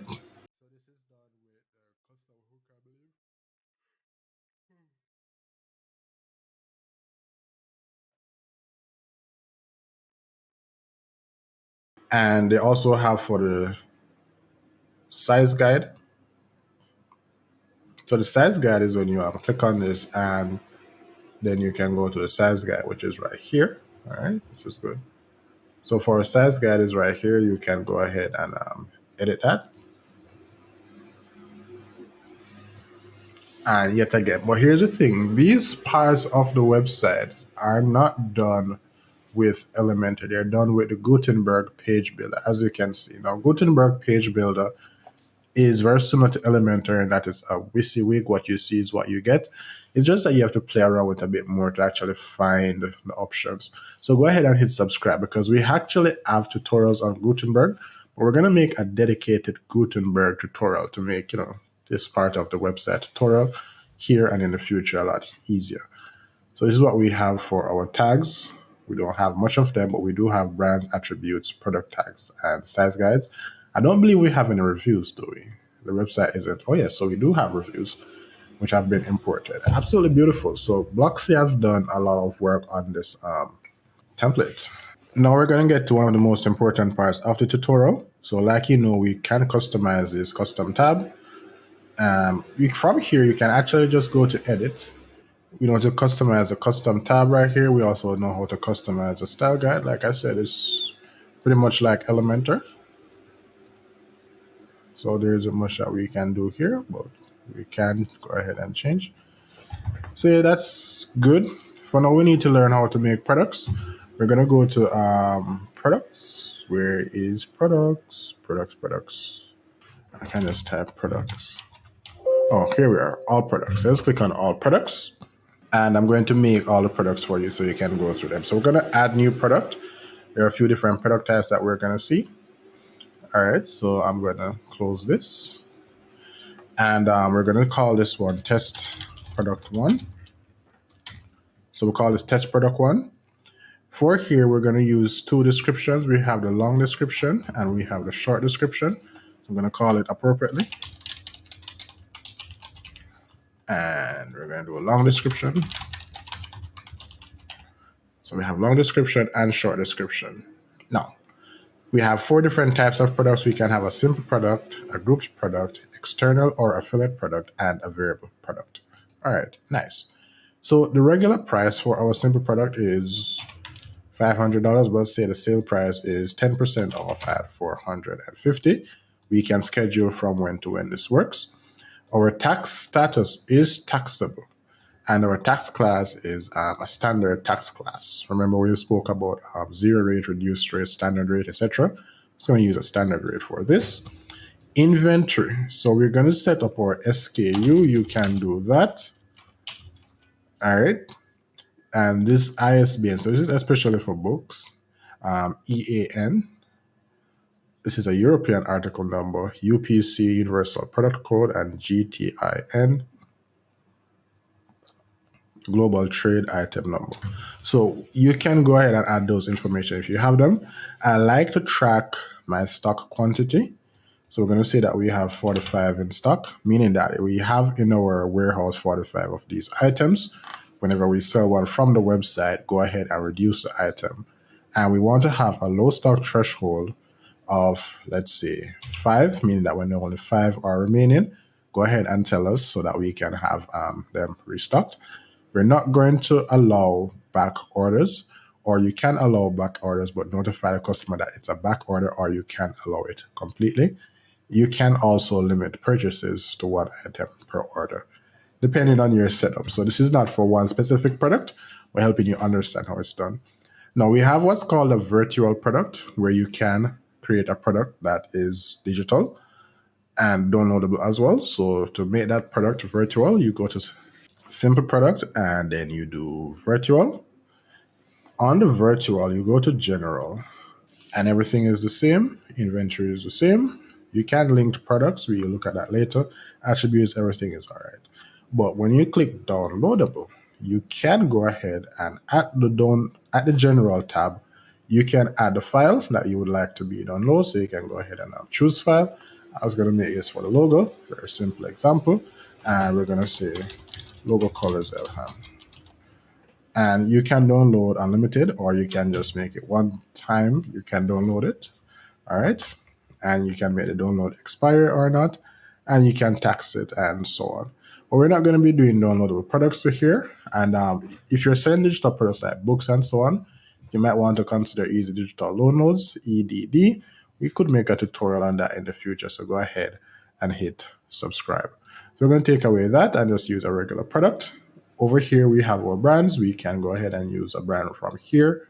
We can select a product tag. Now, here's the interesting thing. Remember, we didn't have any product tags except for tag 1 because Blocksy made their own custom taxonomies in terms of brands, attributes, product tags, etc., which for me is a bit more robust and helpful.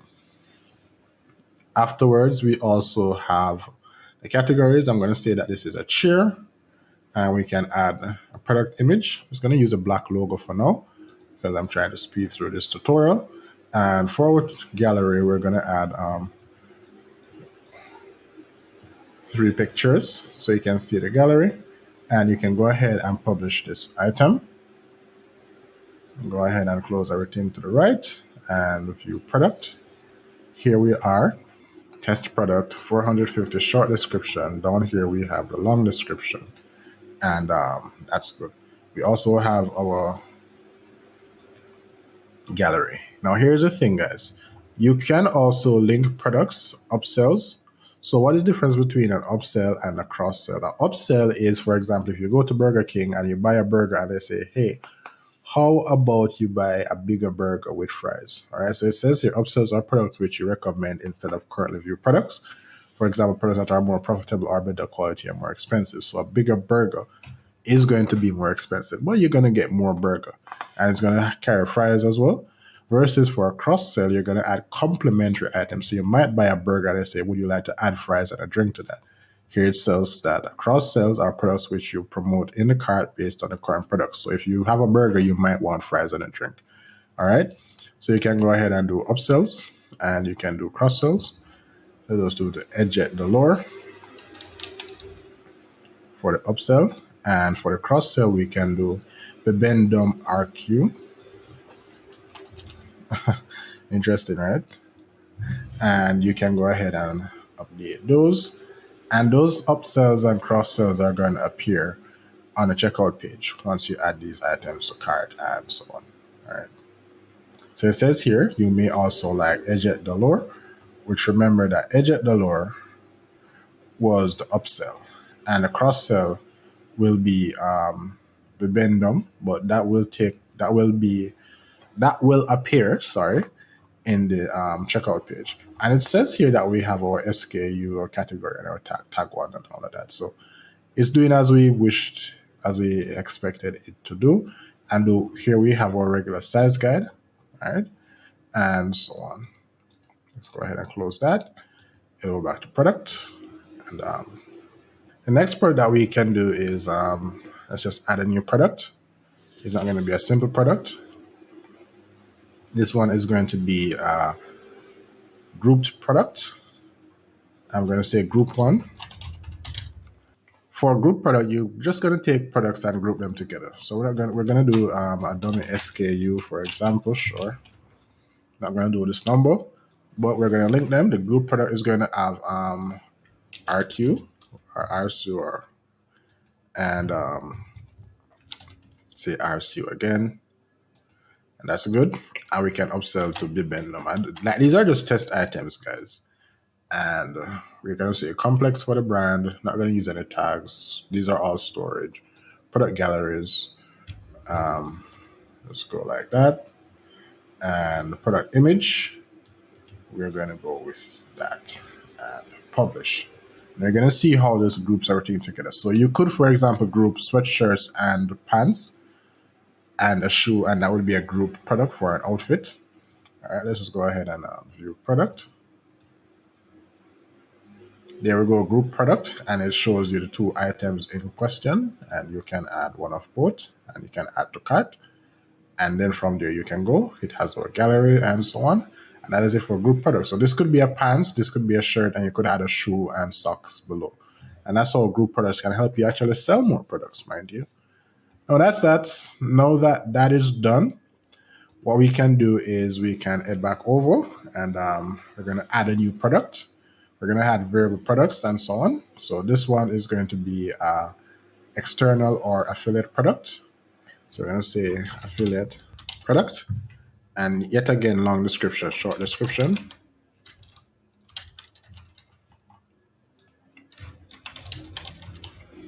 All right.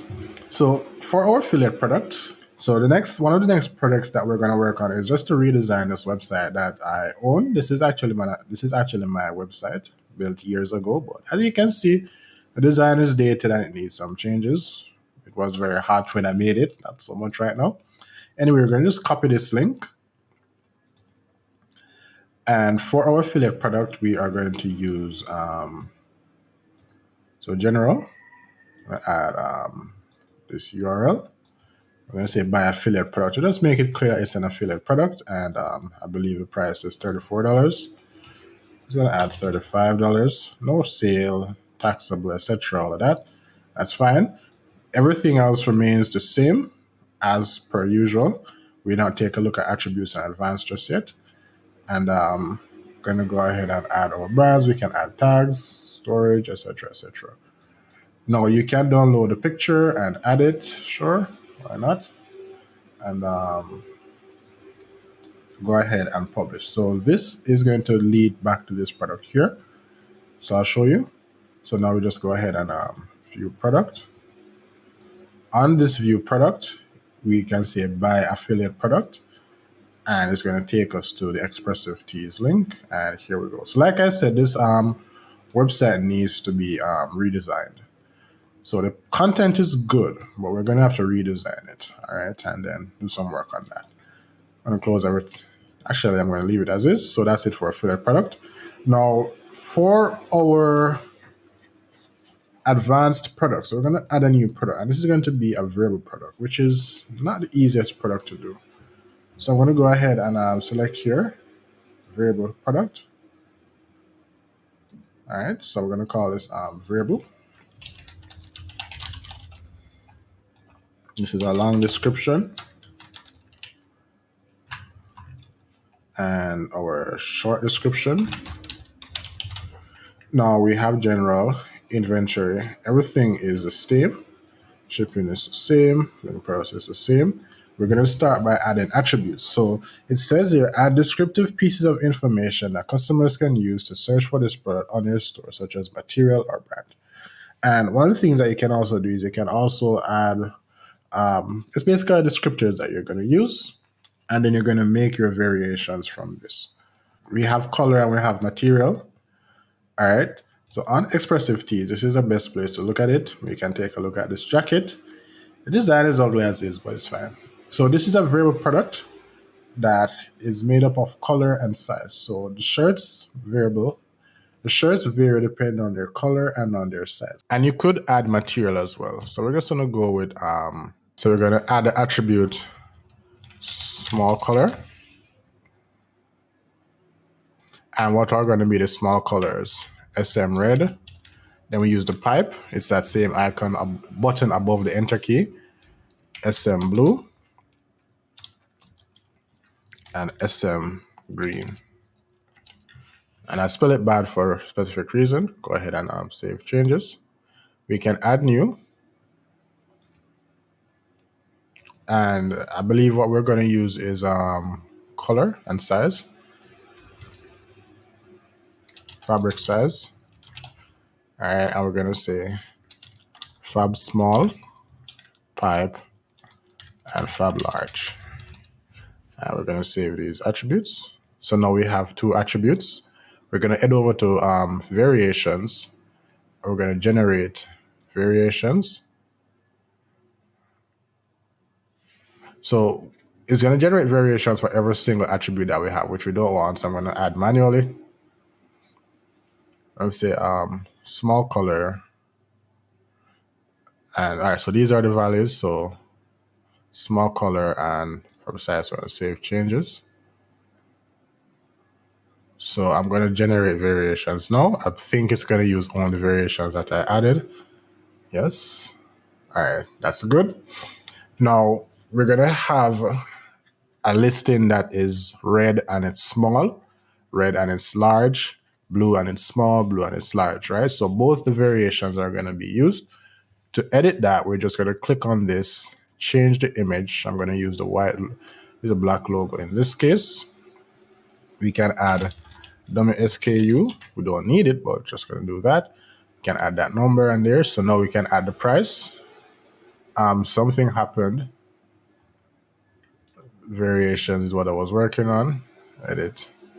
So now we can make this $900. Let's make it 9,000 so it's easy to find. And we're going to leave everything as is because you already know this information. And we're going to save changes. You can do the same for everything else. Now we can add our descriptions and our other stuff. And we can add our product gallery. All right. So to select multiple ones, you hold Control and click on them. And we're going to just do this. And let's publish. After we've published, let's go ahead and view the product. All right. So you see how this takes time because that's just for one product. Now here we are, 9,000 variable product, and you can do small red, fab small, and that's for 9,000. But here's the thing, guys. If we do it for blue, we don't have it because there is no price. So we only did one. And that's how this can actually take a lot of time. That is why you charge so much for e-commerce. It's not easy, right? And it's a lot of work, a whole lot of work. This is just a tutorial. Look how much time we've taken. And I haven't taught you every single thing that needs to be taught. All right, then. So that's it for actually making products. What we're going to do next is we're going to just do some wrap up in terms of the more interesting Blocksy Pro features that are at work on this template. And yeah, we'll go from there. So we have learned quite a lot in this tutorial. Like literally everything that has to do with this website, we have touched on it. Everything indeed. I won't bother you with learning how to create this template because that's more of a pro feature, not necessarily from Blocksy, but more of like a pro designing feature. I think it's beautiful as is. So we're not going to design, or we're not going to bother with changing this design. As you know, you can change the colors in your global colors and it will affect, or yes, affect is a good word here. It will affect how these appear given the colors and everything. What we're going to do now is we're just going to call this a tutorial. But before I finish up, what I want to tell you guys is there are a few things that you want to do after this. So you want to set up email marketing with MailChimp. That's a free version. You can use other software like ActiveCampaign and so on. After you've done MailChimp, you want to optimize your website for security. No, not security, for speed, because we've already done the security part of this tutorial earlier in the tutorial. So you want to optimize your website for speed. All these tutorials are linked on our YouTube channel. It's in the playlist that you found this tutorial, and they might be linked in the description below, hovering a card above. After you have done the speed and you have set up your MailChimp, you want to go ahead and add Google Analytics. You want to also add Rank Math. And from there, you can go ahead and launch your website. A few things that you want to ensure that you do is have a marketing strategy in place, because build it and they will come doesn't work, meaning that you can't just build the website and hope to get sales. You have to do active marketing, whether it's social media, SEO, Google Ads, influencer, affiliate. Do some kind of marketing. If you need help with marketing, you can reach out to our team and we will help you with that. And this is absolutely beautiful. This has been a wonderful time. Thank you guys. If you made it this far, I'm very thankful for that. Go ahead and hit subscribe, share your comments below if you have any questions. And if you want any help with anything in your online business, whether it's website development, marketing, business consultations, you can comment your question below. You can set up a consultation with our team, or you can, join our email. So all the links for our consultation, join our email, are linked in the description. You can do that, and we will be sure to help you in one way or the other. Thank you guys for watching. I appreciate your time.